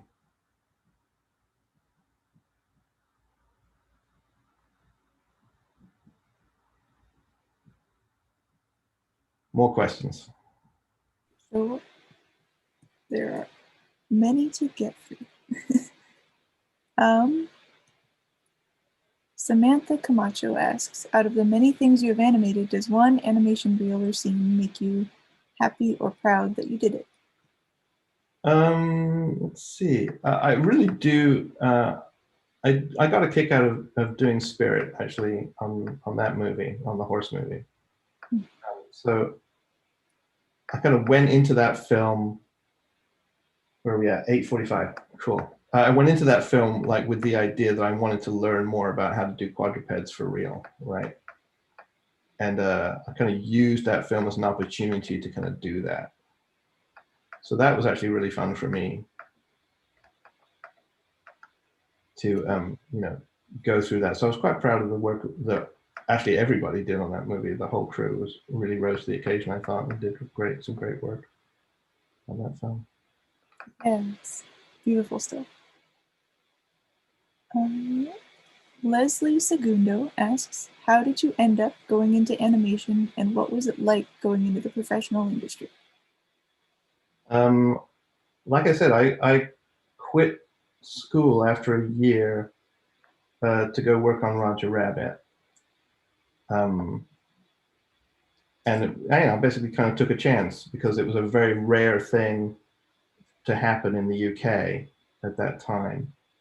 It was for like a big movie, big Hollywood movie like that to be happening in the UK. So yeah, that's kind of where that started for me. Cool. And if I could just ask, where did you end up going from there? Like, what was your next project? Little Mermaid was after that. I came to California after that and worked on Little Mermaid. Cool. Yeah. Did you do, after Roger Rabbit, did you end up doing most of your animation in America, or did you go around to different places? I moved to the US after that. You know, I did actually go back to the UK for a year in like 1991, I think, right after Beauty and the Beast. I went back to the UK for a year. Cool.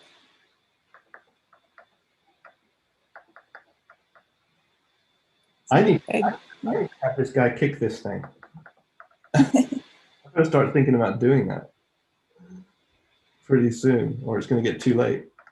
So I think I might do one more drawing on this slowing. I'm getting like too much into doing all these separate drawings, and I'm not thinking enough about just getting this whole scene mapped out so we can actually all see it. So I'm going to draw this here. Quick scribbles, quick scribbles. Okay, now if I have time, I'm going to go back and do a couple of those in-betweens to slow into this thing right there. But basically that needs to hold for a while. All right, so let's kick this thing. Or even, you know what, before we do that, bounce. I'm going to just bounce that up there.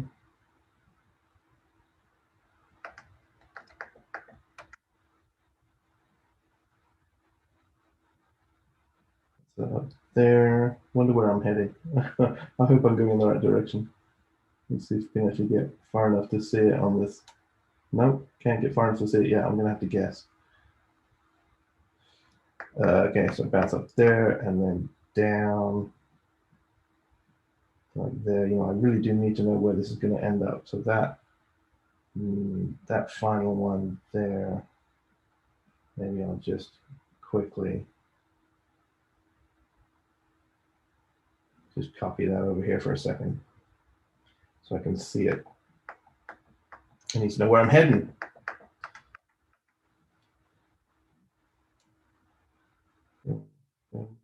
Where are you? There you are. Okay, so now I can see where it's going to go. I can actually bounce, bounce.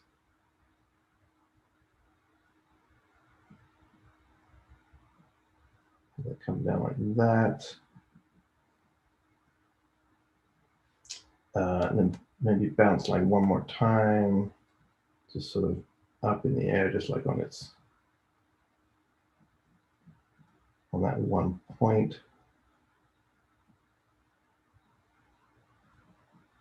And then this is like a really quick sort of bounce, right?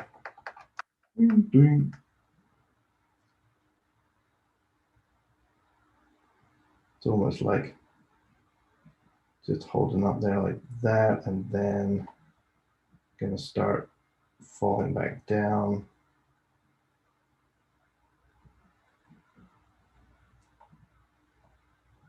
Rolling back down to here. We can get rid of this one.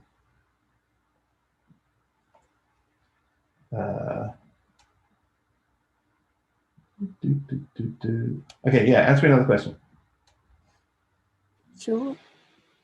Edgar Arleno asks, all us artists find it very relatable when we see someone at your level being self-critical of your work. How often do you feel like you're absolutely nailing it while you're working on something? Nailed it. I don't know. To varying degrees. I mean, I'm usually like, there's sort of varying degrees of like, yeah, I think that's okay. And sometimes I think like, oh, that turned out really good. I'm happy with that one. I try not to ever leave anything that I'm not happy with. You know, I just won't, you know, I'll keep working on it till I feel like I can, I don't have to feel proud, but I do have to feel like I don't ever want to be embarrassed by a piece of work later. Yeah. Michael Garcia asks, have you done a lot of life drawing when you were starting to learn animation, and do you still do a lot of life drawing now? I very occasionally get to do life drawing now, very, very occasionally. But I did do quite a lot when I was starting out at art school. Like I said, I went to college for a year, but before that, I was actually in a different art school where I did for another year in what they called a foundation course at the time. So, you know, I did spend quite a lot of time doing like life drawing for sure. And this is a question from the YouTube chat. Hello, Mr. Baxter. What is, in your opinion, the best habit an animator should have? The best habit. I don't know if you can call it a best habit, but the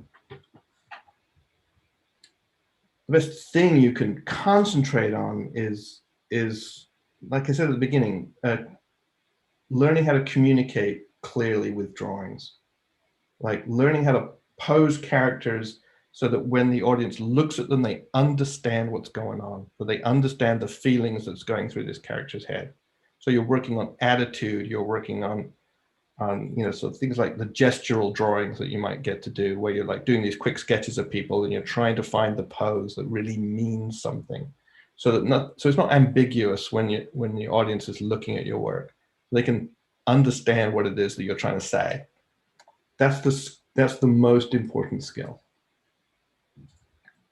So getting in the habit, if you can call it a habit, of trying to do that is probably the most important thing, you know, to do. So yeah. I'm going to try and kick this thing. So I'm actually going to have a little squirrel boy step forward just a little step, and I'm going to draw like a big anticipation, right, of him like kicking it. So I want to get like a big,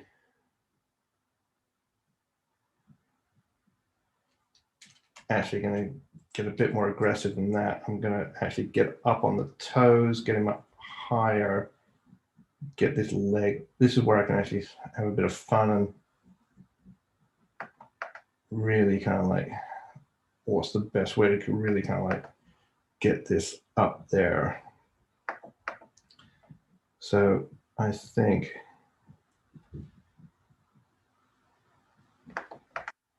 something like this.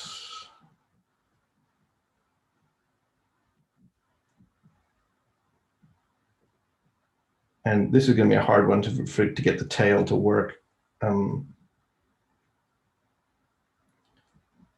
then really making sure that I'm still really looking down at this thing.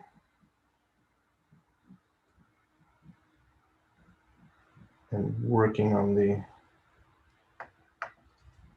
dynamics of this kind of pose.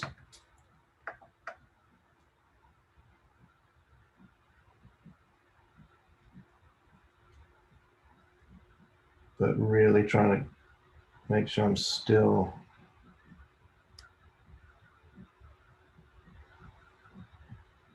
mad about it.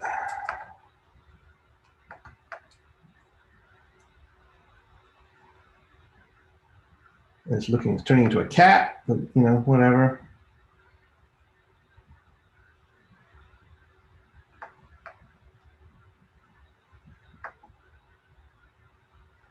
I'm gonna go grab that first drawing again. Grab that, take it all the way to the end, copy it over here. Okay.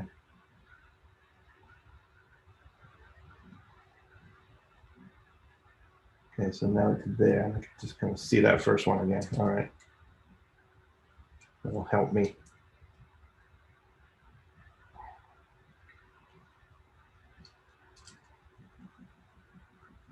Trying to get that into position. You know what I'm actually going to even do? I'm going to take that one and bring it over here. Just for a minute and actually work on this drawing with this thing right here so I can kind of like be a bit more consistent.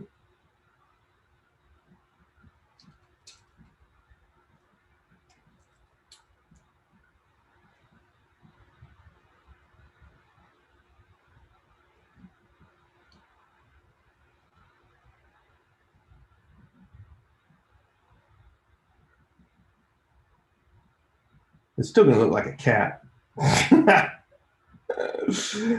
Oh, well, I guess there's no getting away from the cat. Yeah. All right. This is the sort of thing that I would say to myself, you know what, I will solve this when I tie it down. And I will work on that drawing till it looks right. But let's not worry about the tail right now. Let's just worry about that. So I'm going to do that drawing kind of like a target, kind of like I hope that fits into the thing. Then I'm going to do the next one. You know what, let's get that back where it was. And so that one, that thing is still exactly where it was. Now I'm going to do the kind of the end of the kick after he's gone through. So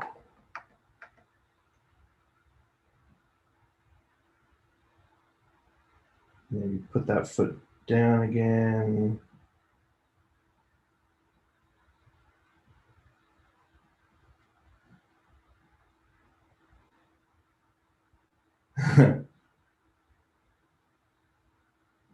This stuff gets fun to do.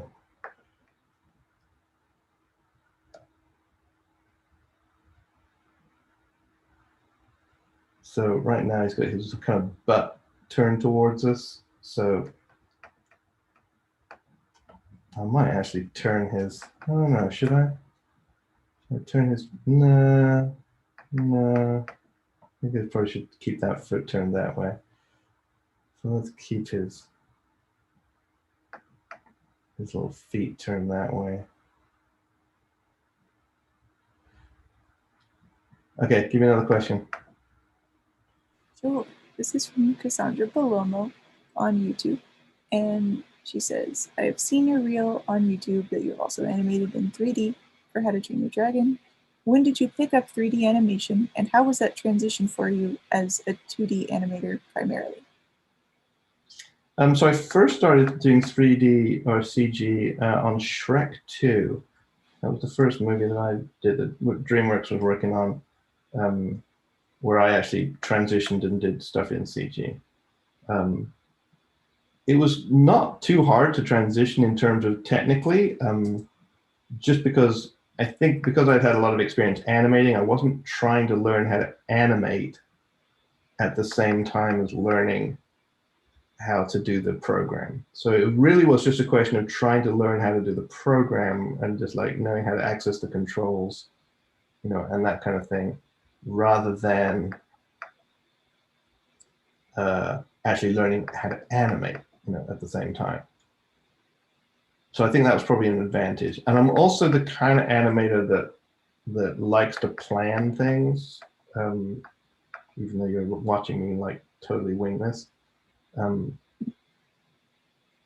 I am sort of naturally quite a planner of things, and CG often takes that a lot of planning to pull it off well. It's hard to do CG very intuitively or completely intuitively, where all you're doing is just sort of feeling your way through something. The demands of doing something a bit more technically, you know, with a computer, sort of demands that you think through how you set things up. Sometimes, you know, it's a bit unforgiving that way, or can be. So I was fairly well suited to being able to do that kind of thing already. I'm going to turn his head sort of away a little bit because his whole body is kind of getting turned.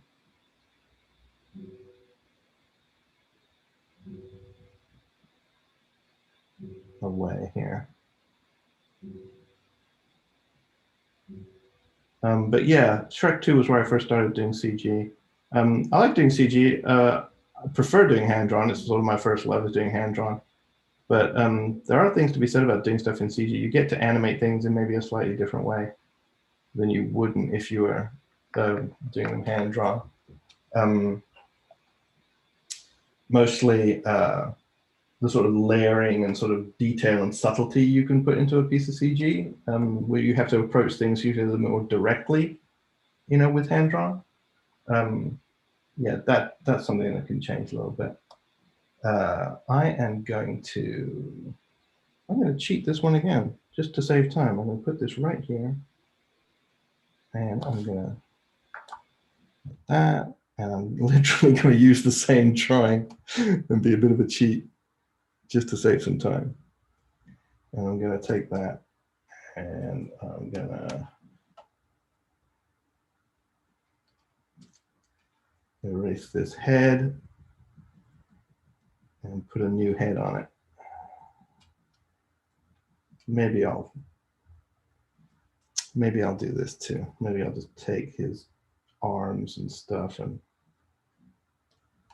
shift him over here a bit.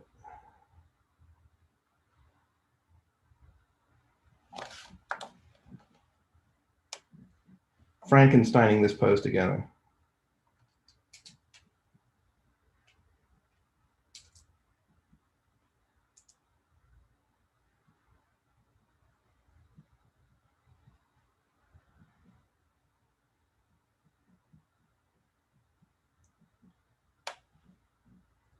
What else? More questions? Yeah. This is another from YouTube that says, what do you think are the most educational exercises an aspiring animator can do to improve? Well, certainly it's good to try and like sometimes sort of separate out the thing that you're trying to get better at. So you're not trying to do everything all at once. I found that if you're trying to improve, you know, a certain aspect of your animation, sometimes it can be good to sort of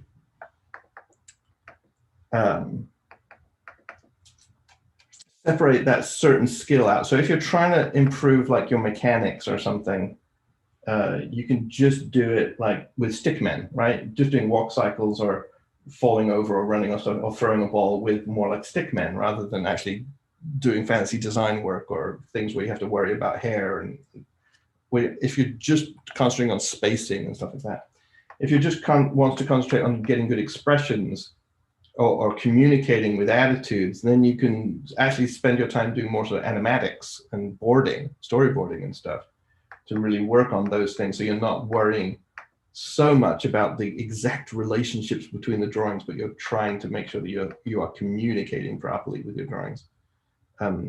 You can do that too.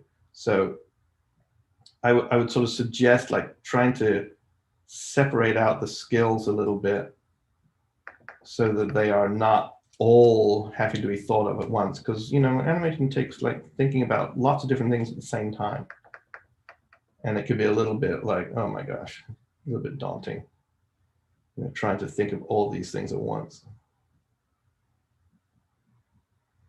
So for that storyboard exercise, in relation to this question, someone is asking, what are some methods for capturing raw emotions in a believable way? Because they were pointing out your work on Moses in Prince of Egypt. So would that be like a similar way to work on that? Yeah, so that's the kind of animation which requires you to be the most like a live action actor that an animator ever really is required to be.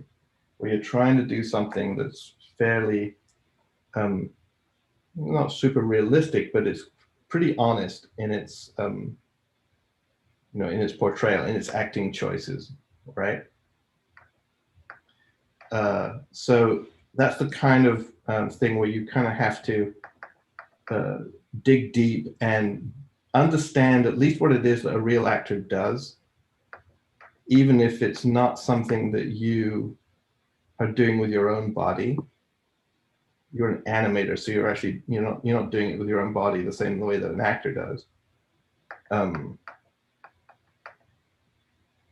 But animators have to be able to sort of at least understand what it is that a real actor does, so that they can kind of go through that process in their heads. So in doing like a real honest piece of acting, you can either sort of get up and act it out, or you can just imagine the character doing it.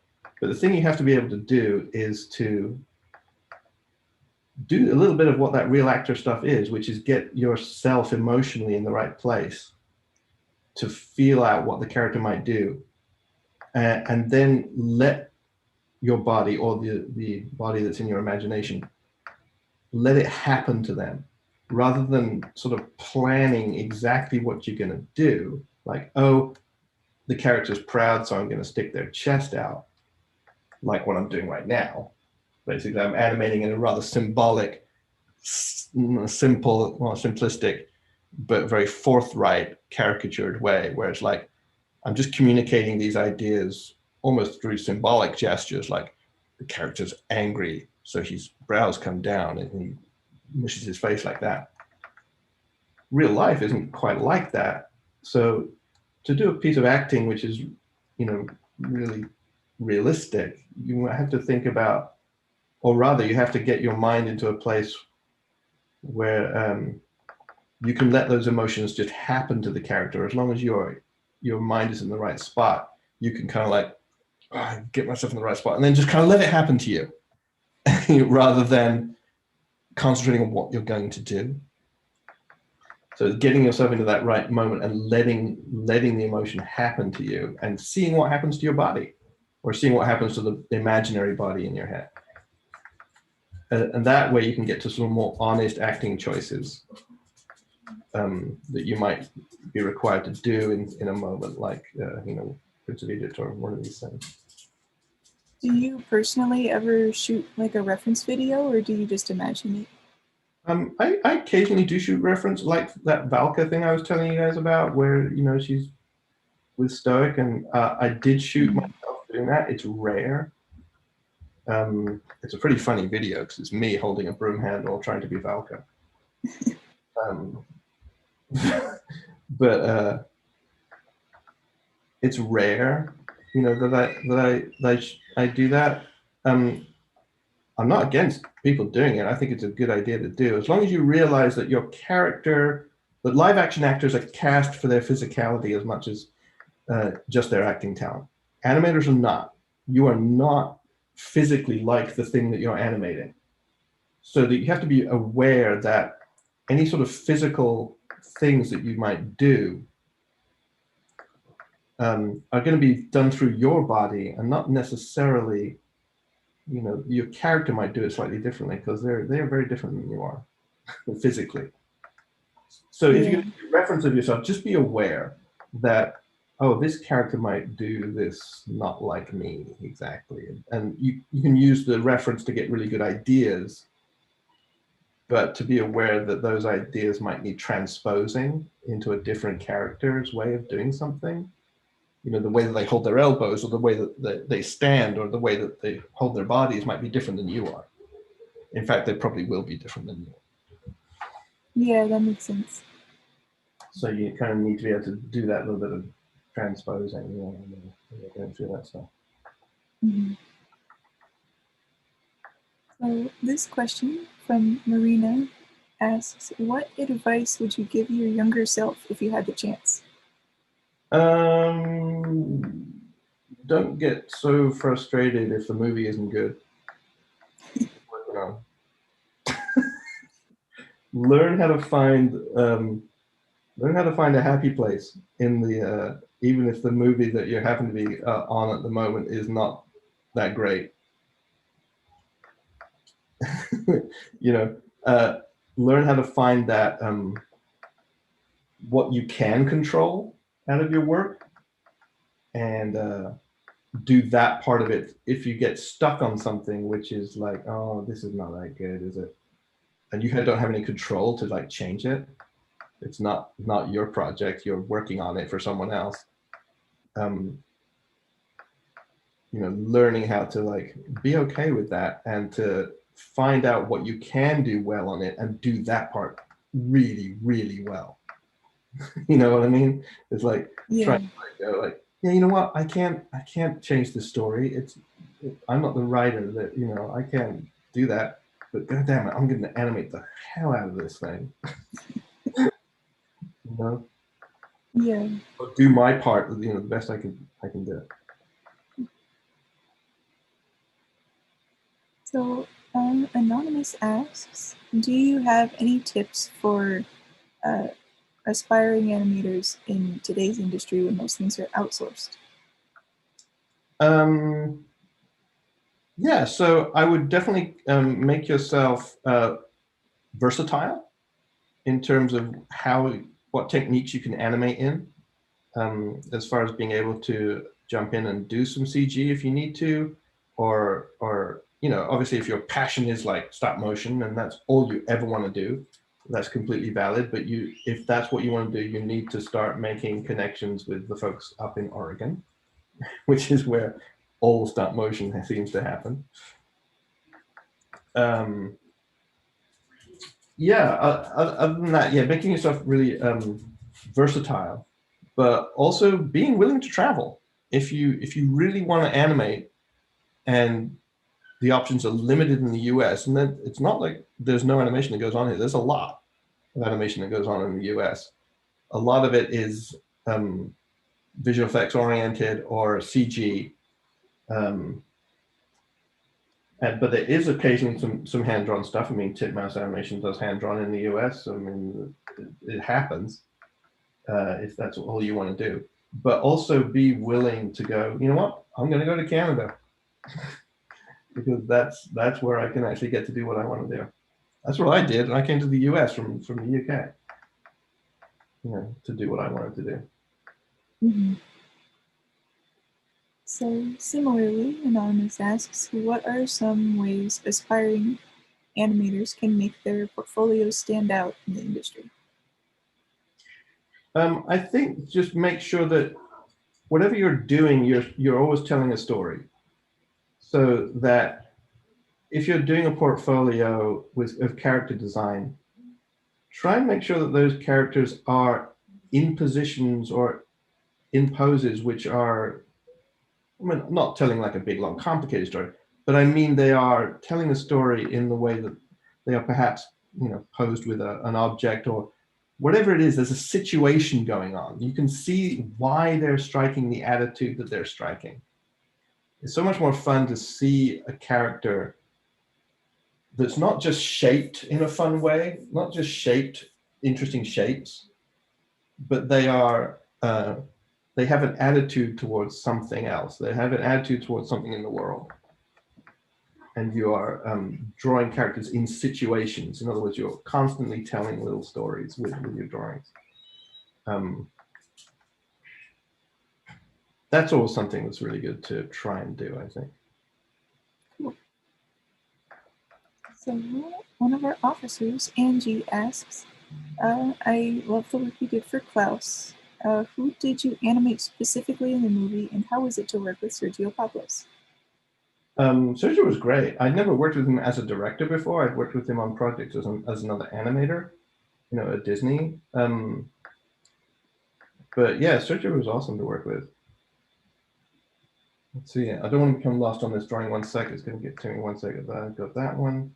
And I'm doing this one. And I've got this one. So I want to make sure. Okay. Yeah, no, he was great. I animated a couple of little, I animated a few shots here and there. I didn't do a lot on Klaus. But is this what I wanted to be? I think I've screwed this up. Oh, I know what I've done. Yeah, I know what I've done. Yeah, so I need to get rid of this. Yeah, I animated a little sequence when Jesper comes back and Margu is sitting on his doorstep and he gets the idea about Christmas, where he keeps going in and out of the door. And like doing that. So I animated both him and Margu in that little piece right there. Then I animated stuff at the very end of the movie, but mostly Jesper. It's mostly almost consistently Jesper that I was doing. And Klaus. That was done in Harmony. That was done in. Okay.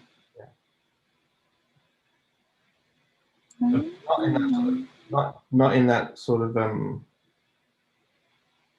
TV way of doing Harmony, where you're just you're manipulating stuff. You're manipulating drawings. It was just sequential animation like I'm doing now, but they wanted to use Harmony because it gives you a really nice vectorized line, which they could then subsequently use to do a lot of the lighting that they were doing on it.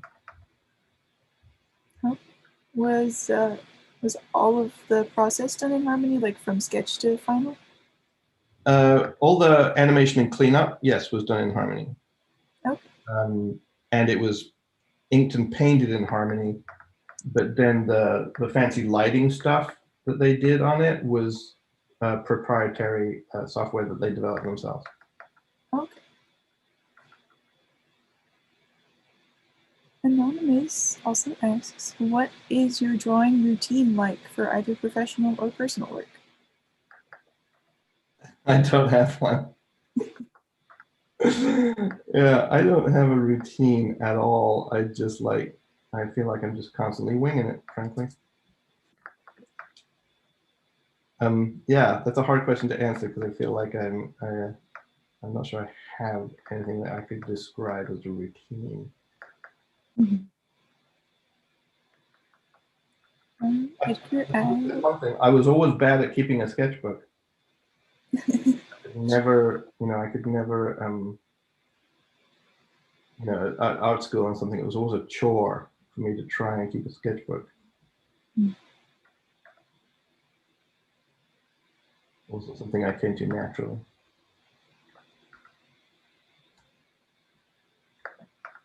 So, I guess just if I could ask, do you do like art for fun, and is that like very different from your professional work? Like, do you animate the same way you would, or do you draw different things? Yeah, I think when I'm doing stuff for myself, which is, these days usually just boils down to doing Christmas cards and things like that. Yeah, I will usually do stuff in kind of varied styles. I like to experiment with different kinds of ways of drawing things. Kind of like pushing myself to do different kinds of styles. Cool. Edgar asks, have you found any differences working in animation at Netflix as opposed to the rest of the industry? What I really enjoy about working at Netflix is kind of the diversity of projects that we have, and the fact that there's different kinds of voices which are starting to be heard in animation, and different kinds of filmmakers which are kind of getting to do their thing, more for the first time. That's really cool. After a while, you kind of get bored of the same old kinds of movies from the same old kinds of directors. So it's been really awesome to kind of be at a place that wants to lean into doing a diverse kind of slate of work from a more diverse set of creators. That's kind of the most fun for me, and also very stylistically diverse too. That there's things which are hand drawn. There's things which are like CG. There's things which are weird places in the middle. There's lots of people, they just want to do like all sorts of weird stuff. So that's kind of fun. Cool. Anonymous asks, have you ever felt imposter syndrome while you're working? More so than I used to. When I was at the beginning, I was just too enthusiastic to feel it, and I didn't have a body of work that sort of required expectations. I actually feel more imposter syndrome now than I used to when I was younger. because I feel like now there's a bit more expectation on me to know what I'm talking about.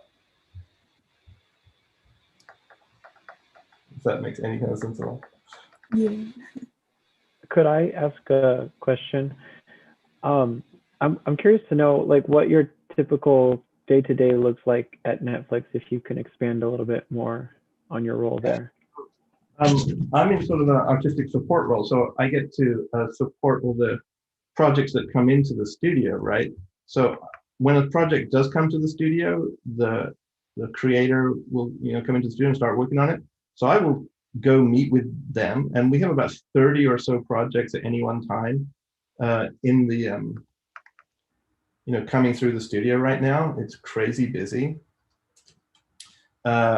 So I will meet with the creators or director or whoever it is as they come into the studio and talk over with them their vision for the project, what they want their project to be like, how they want to animate it, what style, what technique. I don't talk to them a lot about story. That's up to other people, and it's up to, but I'm there to help them get it on the screen, basically, right? I'm here to help them fulfill that vision of how they want to get it done. And it's usually pretty good for especially first time creators that haven't gone through a process before. Having someone like me that's done it a lot and done a lot of different kinds of things to help them figure out what's possible and how they can fulfill what they really want to do. At least sort of technically and visually in terms of character design and technique, animation technique and animation style. So I'll do a lot of work like that on the inside of Netflix. So that will be just sort of meetings with folks. And sometimes I will actually jump in and do a sketch, or sometimes I will organize getting a hand-drawn test or even a CG test, proof of concept test done on something. So we'll do that sort of in-house. And then a lot of my work is actually spent outside of Netflix working with all of our partner studios. Because Netflix, right now at least, doesn't do any of the animation in-house. We partner with studios all over the world to actually do the production work. So I might be talking with ImageWorks in Vancouver, or with Jamfilled in Ottawa, or Tangent or Micros, or a whole bunch of, or Cartoon Saloon. We're working with Cartoon Saloon. So I might be, talking with those crews and giving them master classes, helping to sort of up level their skills, especially if there's something very specific about a project that needs addressing. Like, oh my gosh, we really need to do like a master class on lip sync, or a master class on quadruped locomotion, or something like that, to because this project requires a very specific kind of thing, right? So that's more of my day is spent doing that kind of thing. Occasionally I get to animate a little bit. That's super insightful. Thank you. So with the variety of projects that you've worked on, have you found differences in working in feature film versus TV? Any of my TV stuff has been pretty sort of visiting type artist type stuff. I've hardly ever sort of been in the, what you might call be in the trenches, doing a TV show for a long period of time.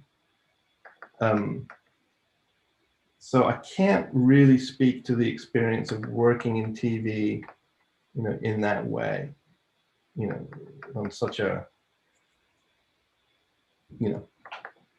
like that. Okay. So yeah, my experience has mostly been feature, work really, which I love. Yeah. Cool, thank you. But I have done stuff in CG. I've done stuff in 2D. I've never done stuff in stop motion. I don't think my back could handle it anymore. Not at my age.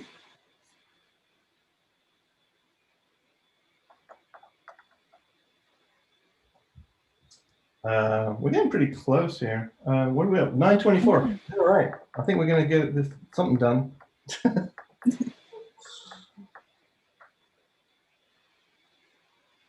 You have any other? I do. I have many. Oh, cool. And we'll see what we can get through. Virginia from YouTube asks, have you ever dealt with wrist injury or something similar while animating before? Nothing really persistent. No, I've never, hopefully, touch wood, had to suffer like carpal tunnel or anything. I've known a lot of cleanup artists that had gone through that, and I think if I'd stayed doing cleanup, and I did do cleanup at the very start of my career, I can see that might have been a problem for me. I hold my pencil fairly loosely. I don't grip it super tight.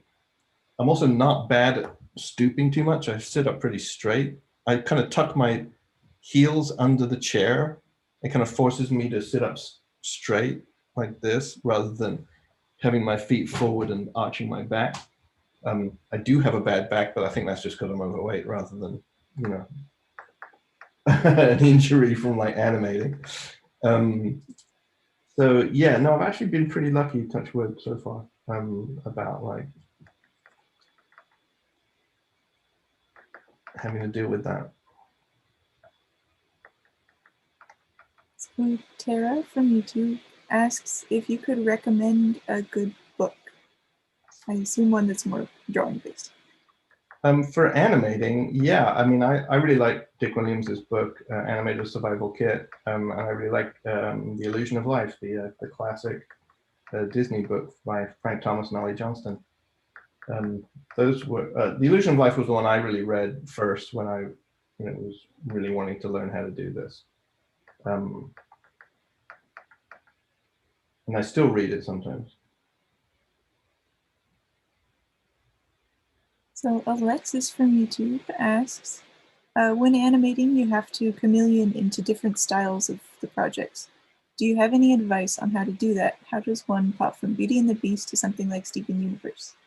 I definitely have to look at the art of the thing carefully and keep it close by and keep it so I don't waver from it. So with something like, Steven or something like that, I would make sure that I had those model sheets and I would have them inside of my shot sometimes, like sitting right there as another level. So it was just constantly there. So I could constantly check my drawings that were to make sure I was getting as close to being on model as I could. Sometimes that's not enough. And no matter what I'm doing, I will naturally draw something in my own way and get off model with something. And if that starts to happen, I'll try and, it's hard to see sometimes. So you have to kind of ask sometimes, am I on model?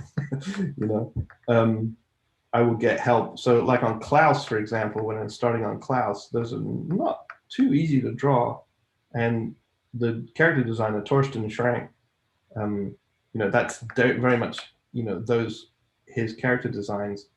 And so, like a lot of animators on that show, I would just, for my first few scenes that I did, after I started to like tie down some of my key drawings a little bit, I would just send them to Torsten and say, can you draw over these, please? Get it from the horse's mouth, so to speak. Give yourself a leg up. So Tara asks, earlier you talked about the importance of consuming material to keep yourself inspired and energized. What's caught your interest recently among TV, books, music, or other subjects? What have I been watching lately? Yeah. I love all this Marvel stuff going on, and I was such a Spider-Man kid when I was young. I unashamedly devour all things Marvel when they come on. So I'm watching WandaVision, which is awesome.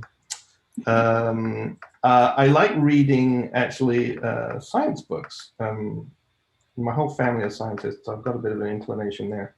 But I do like reading like non-fiction, especially evolutionary biology stuff. So I'm reading a fun book right now. Let's see, where is it? It's right here. So how to tame a dog, how to tame a fox and build a dog, which is about this awesome studies that these Russian scientists started doing back in the 60s, where they were taking foxes, and they were doing it under the guise of they weren't actually allowed to study genetics when they started this. So this guy was starting to work in the fur industry, where they would like make fox furs, which is awful. But he used it as a cover to study how the domestication of dogs might have happened.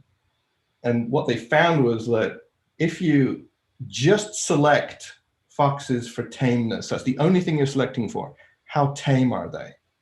And if you get the tamest of them to breed with each other, all these other traits start to come along for the ride. So floppy ears and blotchy coats and things that you might think are very doggy things compared to wolves, they happen because of the tameness, because it's the wanting to be close to people that bring those other traits along for the ride genetically. I get off on that kind of stuff. I love it. That's really cool.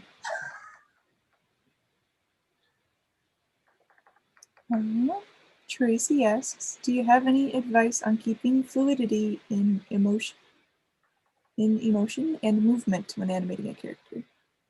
Well, in movement, fluidity is all about good spacing, like following good arcs and following good slow ins and slow outs. You saw like what I was trying to do with the tail, following those curves around and making sure that the spaces of them fit together properly in that sort of nice jigsaw-y way that I was talking about. I'm not quite sure what you mean by fluidity in emotion. But I can definitely talk about what I feel like is clarity in emotion, trying to be clear with the expressions that you're doing. There are obviously certain things about the timing of how you change expression so that the audience can see what's going on. That's important, but it's often remarked that my animation is pretty fluid. So most of that stuff is down to how I control the spacing, how I control the relationship between the drawings. And it's kind of a lot more careful than I think some people realize it is. So somewhat related, Sunshine asks, do you have a favorite action or emotion to animate? No, I also don't. Yeah, it's all fun. It's all kind of a challenge, really. I'm going to do this kick now. So I've kind of done this wind up where he's going to stay here for a little while.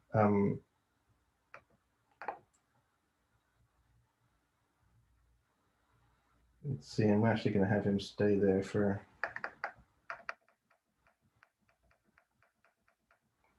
And I'm actually going to do this kick. So I'm going to he's sort of done this wind up where he's slowed into the top here, but now I'm going to do this kick fairly fast. I'm going to do one drawing, maybe one on the acorn, and then one out here. So I think I'm going to go straight to this one I know is going to have to be there where he's sort of on the acorn. So I'm going to go and do this one first, and then go back.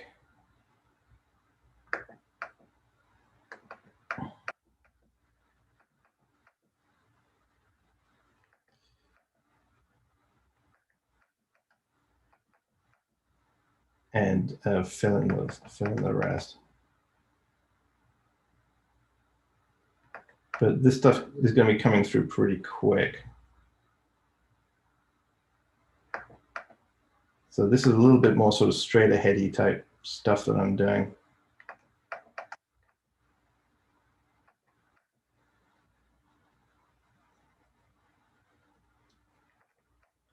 So I'm gonna see, get this.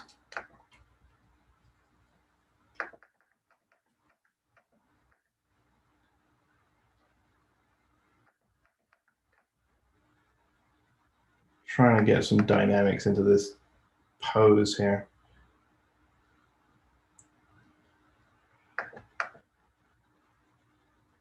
Okay, ask another one.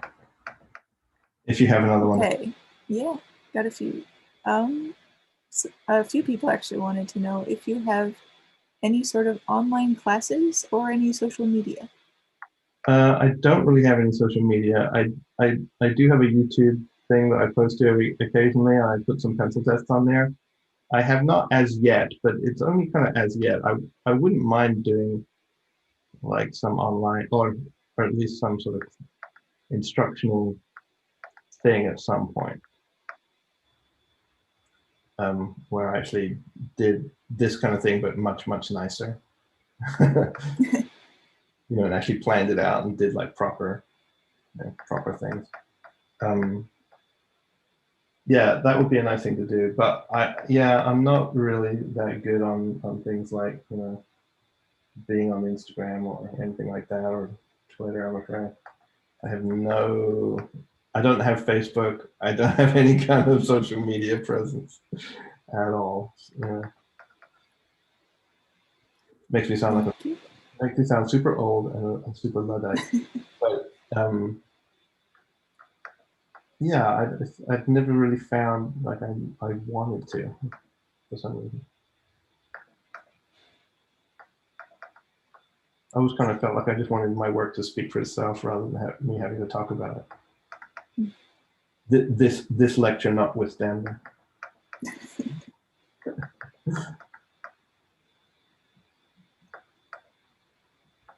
Edgar asks, do you have any favorite actors or performers that influence the performances of your characters? Oh, that's a good one. Yeah, I really like looking at live action actors. I've always enjoyed looking at Jack Lemmon. I don't know if any of you guys know who that is. He's I'm not even sure if he's still with us. Is Jack Lemmon even still alive? I think he is. I'd be devastated to find out if he wasn't. But yeah, I find his acting really fun from an animation perspective, because it is kind of like exaggerated sometimes, and he finds these incredibly sort of clear physical sort of poses, you know, when he's doing things. I love watching things like The Apartment. Billy Wilder's film The Apartment is an amazing thing to watch for like really sort of good Jack Lemmon type stuff. Jack Lemmon and Shirley MacLaine.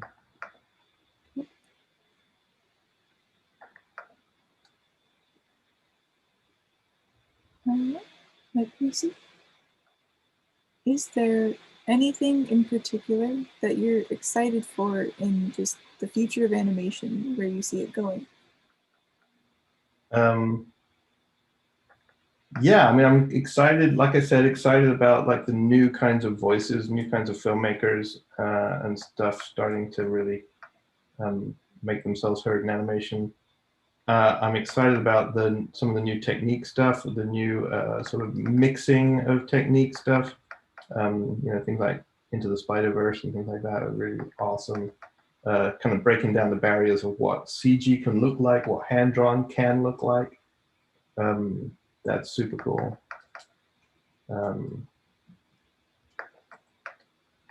So yeah, that's kind of what I like about it right now, is that there's so much potential right now with what can be achieved in animation, not just the stories, but the way that it looks. Yeah, cool.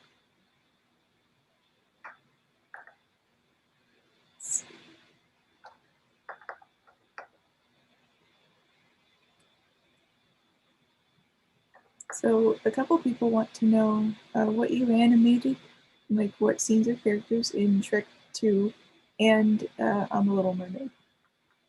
And what? And Little Mermaid? Yeah. I started out doing a lot of stuff on King Triton in The Little Mermaid. Because Andreas Deja, who was kind of like my mentor at the beginning, was animating on Triton. So, I picked up shots from him to do. So let's see. There's some terribly over animated stuff where he's like chewing her out when he finds that she's got that statue of Eric. Some stuff in there. Contact between the human world and the strictly from you know that. Yeah.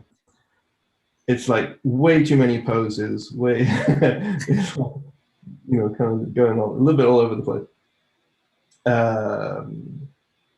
Yeah, so I did some of that. And I did a few shots of Ariel and stuff too along the way. Boom. Let's get this thing out of here.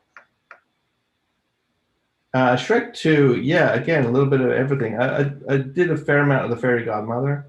Oh, when I did the horse, I did, because I was the horse person at that time. I guess I still am. But yeah, I did Donkey when he was a big white stallion. Mm-hmm. Yeah. At least his introduction as a stallion. Not all of it. I just did like that part when he first shows up as a stallion and he gets very excited about it. Cool. So we have a couple more technical questions from one of our professors, Jim Richardson. He was wondering if you could talk a little bit about using timing charts and if you use shift and trace. He wants to know just like if you use it. Well, you're kind of seeing me do a bit of shift and trace right now, right? With like trying to get these drawings in the right place. So yes, definitely the shift and chase thing. But yeah, I can go into timing charts a little bit. Right now, you're seeing me kind of rip through a piece of animation and doing all the in-betweens myself on the fly without kind of like really showing you very well exactly what I'm doing. But if I were to chart things, and charting things for me is it's as much about like just keeping tabs on what I'm doing, but also being able to communicate to another artist what you might be doing. So doing charts for characters that you're animating is really about like communicating to another artist where you want them to put drawings that you want. So for example, like doing charts where you want the thing to accelerate and you've got 1 down here and you've got 9 down there and you've got like these accelerating tick marks that go 3, 5, 7, 9, and you want the character to be filled in along those lines. I kind of try and figure out what those are going to be while I'm doing the drawings. They're not an afterthought for me. They are, like I was talking about, like fitting that jigsaw puzzle together. I can't put these key drawings in the right spot, the parts of the body and stuff, unless I have a reasonably good idea of what this is going to be, what the charts are going to be. So working with timing charts is much about like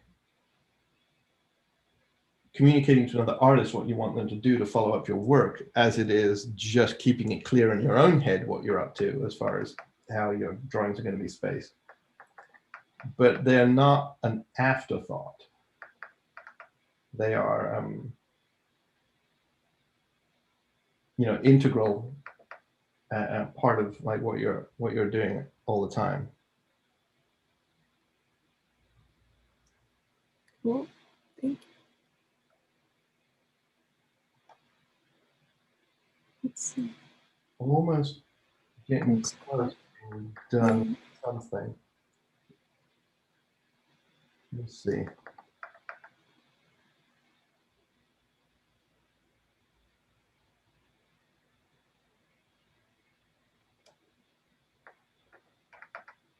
Another question? Yeah, sifting through a few. This one's another more technical one. I think we've been over character acting a bit, but Peter Fang asks, do you have any tips on lip sync and character acting in animation? I have a whole lecture on lip sync that I do for folks. The thing to remember about lip sync, I guess, one of the things to remember is that, or one of the things I find actually books get kind of wrong is this sort of automatic belief that you have to do everything 2 frames ahead of the sound. You find that in most animation books. Like you should do your mouth shapes 2 frames ahead. And I find that that's actually a little bit of a misunderstanding a lot of the time about what the mouth actually does when it speaks. And also a bit of a legacy from the old days of what editors and track readers would do and how they would note down the sounds that they were hearing and putting them on the exposure sheets. It's a little bit of a combination of those 2 things, I think.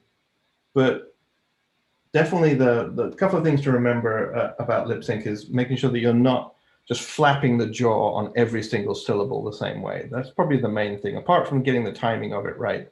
The fact that you want to pick your accents on lip sync so that you are not on a word like, let's see, what could you say? That took a lot of courage. So saying the word courage doesn't have to be courage with 2 openings of the mouth that are the same. It's basically one big one for courage, and the ridge is said kind of as the jaw is closing. Or in more subtle work, it's ka, and then the jaw kind of stalls a bit on the way back as it says ridge, and then it and then it comes together. So definitely sort of picking your accents and making sure that you're not constantly flapping the jaw, that you've got this sort of bouncing ball or sort of elastic ball timing that's kind of going pop down and recover, pop down and recover, but you're in between these things. There's like little ones where it's going boom, boom, boom, boom, boom, boom, boom, boom, So you're finding those rhythms in the dialogue to make the big shapes and the little shapes. The other thing to remember is that dialogue shapes infect each other. They infect their neighbors. So that I'm saying a line like, I'm worried about Peter. You've got a couple of closed mouths in there, but the I'm, the M of I'm could be kind of narrow, where the corners of the lips are coming in because you're about to go into the W of worried. So I'm worried, so that M mouth is kind of narrow because it's been infected by its neighbors, being infected by the tight, narrow W of worried. So it's a narrow, but by the time you get to the P of Peter, it could be a wider closed mouth because you're about to go into P, which is a wider shape. So mouth shapes can kind of be infected by their neighbors is another thing that's good. Now, of course, dialogue can be done in all different kinds of styles. You can have very symbolic, very kind of like staccato dialogue. Look at Wallace and Gromit or something where they've got this standard way of doing this wide, gritty teeth mouth, and they constantly go in and out of these very stock shapes, and that's the style. That's good. I'm talking about more full, fluid, sort of more realistic kind of dialogue, right? When I'm talking about some of these things. But yeah, the understanding that things like staccato type mouth shape or like impact like mouth shapes, for example, in books, you often see that they'll give you a drawing of a T mouth shape and they'll have the tongue up at the top of the mouth, right? But T is not the sound that your tongue makes when it hits the roof of your mouth. And K is not the sound made by the tongue hitting the back of the roof of your mouth. K is the sound your tongue makes when it separates from the roof of your mouth. And T is the sound that is made when your tongue separates from the roof of your mouth. So the shape that you see in the book is actually a preparation to say T. and the shape that you see for K is actually a preparation to make the K sound. The sound actually comes when the tongue separates. So that leads to a lot of like, oh, it's out of sync because it's not early enough. It's a misunderstanding of what the mouth actually does when it speaks. Okay. That's interesting. I never realized that that's why that was. I'll get off my lip sync soapbox now. No, it's very cool to hear about. So, Anonymous asks, if you weren't an animator, what would your other career be? Paleontologist. Oh, I love that. Dinosaurs are great.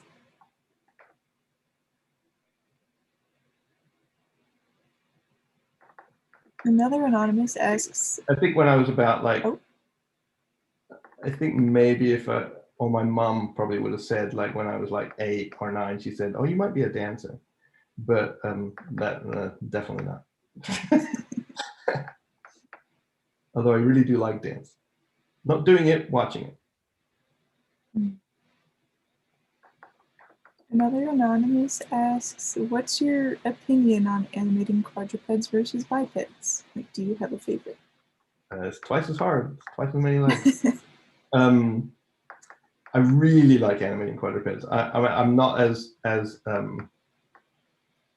intimidated by it as much as I used to be, having intentionally gone through that spirit kind of boot camp, which I kind of made up for myself in order to get better at it.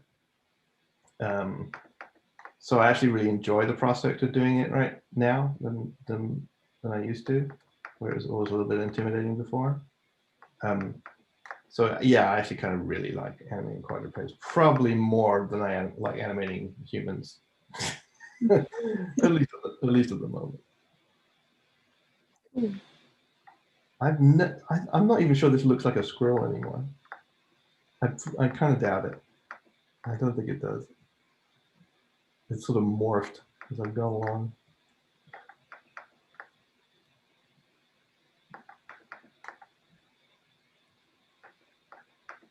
So Ashley Sanchez asks, is there a way to know when you're really ready to apply to the animation industry? Oh.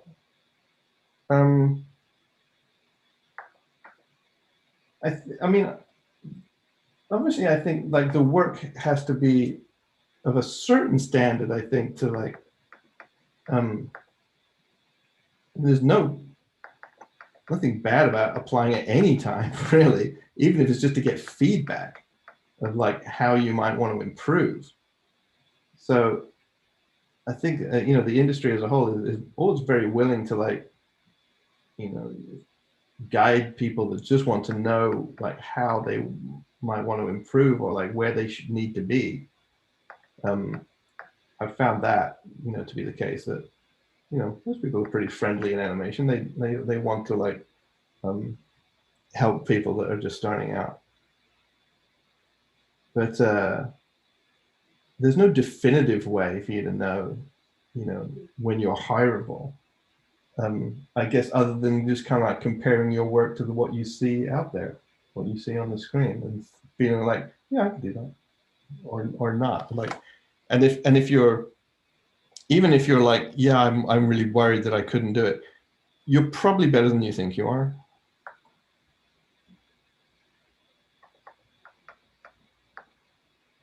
So I would, yeah, that's a hard one to answer, actually. Exactly like when you think you're ready. Yeah. I would say you're ready when you really want to do it.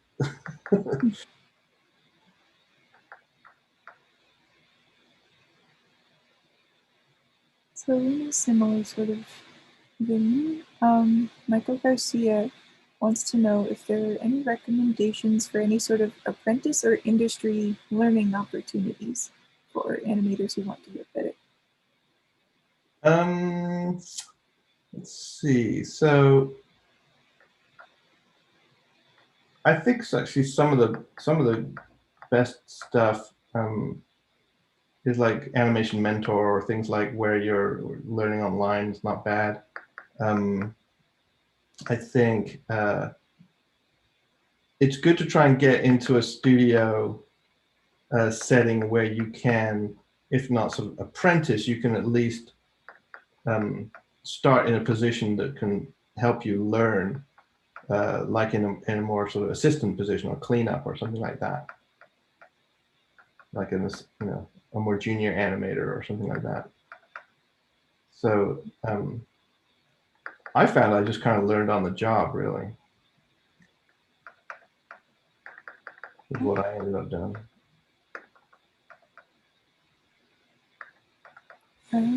Ape from YouTube asks, at what point were you able to think about the in-betweens while working on the keys? I think you touched on that a bit, about being able to do that at some point.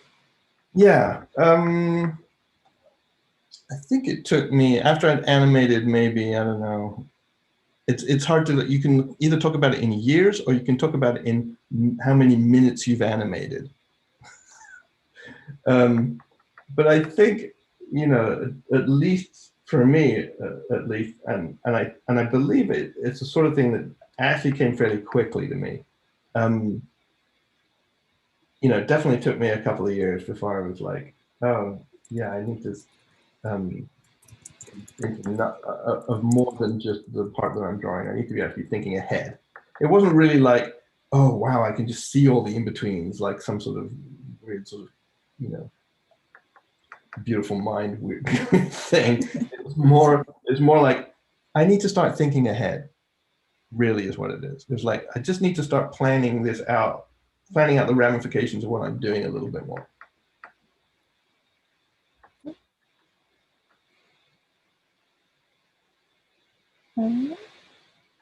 Rihanna asks if you have any tip on just networking yourself. Oh, something I've always been pretty bad at. Networking. I'm a bit of a hermit, the no social media person, right? But I will say that it's a really good thing to do. It's a really good thing to be able to not sort of be obsequious and like get up in people's business, but it is good to try and make connections with folks in the industry, so that you become a little bit more known to them. And you don't have to do it in sort of this horrible pushy way, but it is good to contact, if it's a big studio, they'll have a recruiting department, is actually contact someone in that department and say, hey, I would really like to send you my portfolio so that I know you might not be hiring right now, but I want you to have it so you've got it, and keep me in mind. And if there's ever anyone I can talk to about it, please let me know. You can definitely kind of do things like that, because the sooner they can put a face or a person to the work, the better off you are. Because if it's just work online and it's nothing else, that can be okay as long as the work is incredible. Right? But sometimes it's even better for someone to go like, oh yeah, I like that person's work. Oh, you know what? I met them at CTN or something, and they were actually really nice. If they have a face to attach the work to, it's even better.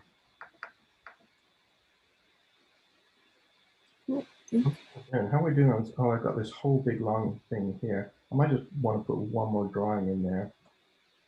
I'm going to do, it's 9:58.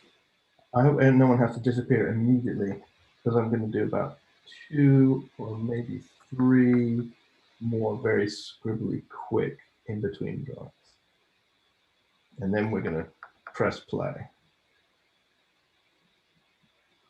Do you guys have any, while I do these last 3, do you have any little questions, any others? I did have a question. It's more of a silly question about the genesis of the Adventure Time James Baxter horse. Oh yeah. So I was doing a lecture, a little bit like one of these, at Cal Arts when Penn Ward, who created Adventure Time with that CalArts. And for the longest time, and when I asked for something to animate, someone yelled out from the back of the hall, "Hey, do a horse balancing on a ball," as a bit of a challenge, a bit of do that. That's hard. And I didn't know who it was for the longest time. And then when Penn, said, "Hey, I've got this idea, that I want you to do," because I later on, after he left school and had been working in the industry, and then he developed this show, and I said how much I liked the show, and he said later on, "Hey, I've got this idea." I really actually found out only recently that I think it was actually him that yelled that out in that class. Oh, that's so funny. So yeah, he said, "Yeah, I've got this idea for this character. I want you to animate it, and I want you to do the voice." And I said, "Oh my gosh, that's so amazing! I'd love to do that."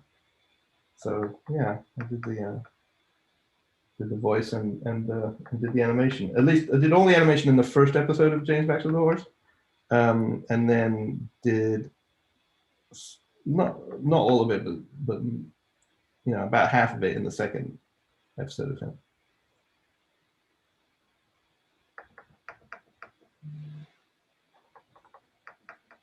But yeah, it came out of one of these lectures. That's so cool. Thank you for sharing.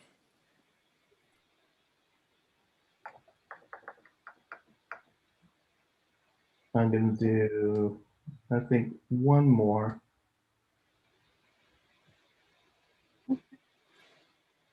We are at 10. Do you want to just finish what you're doing, or would you like any more questions while you do that? Oh, no, there's some more questions. It's at least one more. Okay. So Maria asks, do you think that knowing how to animate is a valuable thing to learn if someone would like to become a storyboarder? Oh, it's not vital. At least doing some animation, I think, can help you if you're doing boards, because it helps you understand, especially about the practicalities of timing and stuff. Like, board artists that have never done any animation can sometimes board things that when it gets to the animation department, it's a bit like, there's no way I can do that in the time allotted. There's way too much ground to cover here, or like not having sort of any experience at all about that you might have to take 4 steps to get to the door and how long that's going to take you. Sometimes can be it can be an advantage for a board artist to have some kind of animation experience, even if it's not professional, even if it's just like, I know the basics, right? So I can at least board something which is going to be animatable. So yeah, it is kind of valuable. Cool, thank you. All right, that was the last one, and let's see what we got. I'm just going to flip through the whole thing first. Let's go back to the beginning. So him, we didn't get to do him coming in, but that's okay. We got the thing coming down. I'm actually going to drag this out and give us a bit more time at the beginning. Yeah. So this comes in and smacks him on the head. What? Why I oughta. Boink. Anyway. So cool. Okay, I'm going to press play. And I really apologize if your internet does not show you every frame when I do this.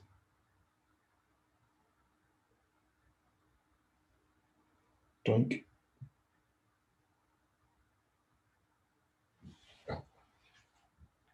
I don't know. Is it playing for anyone, even in the least bit smoothly? Yeah. Yeah, it's playing. Cool. That's awesome. That's so cool. Thank you. Sure. You're welcome. This was fun. I'm glad we got to do this. Yeah, thank you so much. If you want to do like anything else, like in the future, if you want to like do a quadruped locomotion lecture or a lip sync lecture or something like that, let me know. We could do another one. It doesn't have to be Oh, 3 hours. definitely. It could be just like an hour or something, if you want. That sounds That would be amazing. super great. But- Thank you. Let me know if you want to do anything else. Everyone in the chat is very excited. Oh yeah, I can finally get the chat back up here and see. Very cool. All right, guys. Thanks so much. Maybe maybe one day I can actually visit you in person. That might be cool. That would be That would be wonderful. great. Yeah. But we can do that kind of thing again. That would be nice. But thank you, Madison. Thank you, Melinda. Thank you, Keely. Thank you, Savi. Thanks for everyone there. Thank you, James, and thanks for everyone coming. Yeah. This has been a very valuable demo, and I'm sure everyone has learned a whole lot. Cool. I hope you guys learned something. Yeah. Good. Thank you so much. All right. Thank you so much. You And guys- have a good night. Bye. All right. Have a good Bye. night, everybody. Bye, everybody.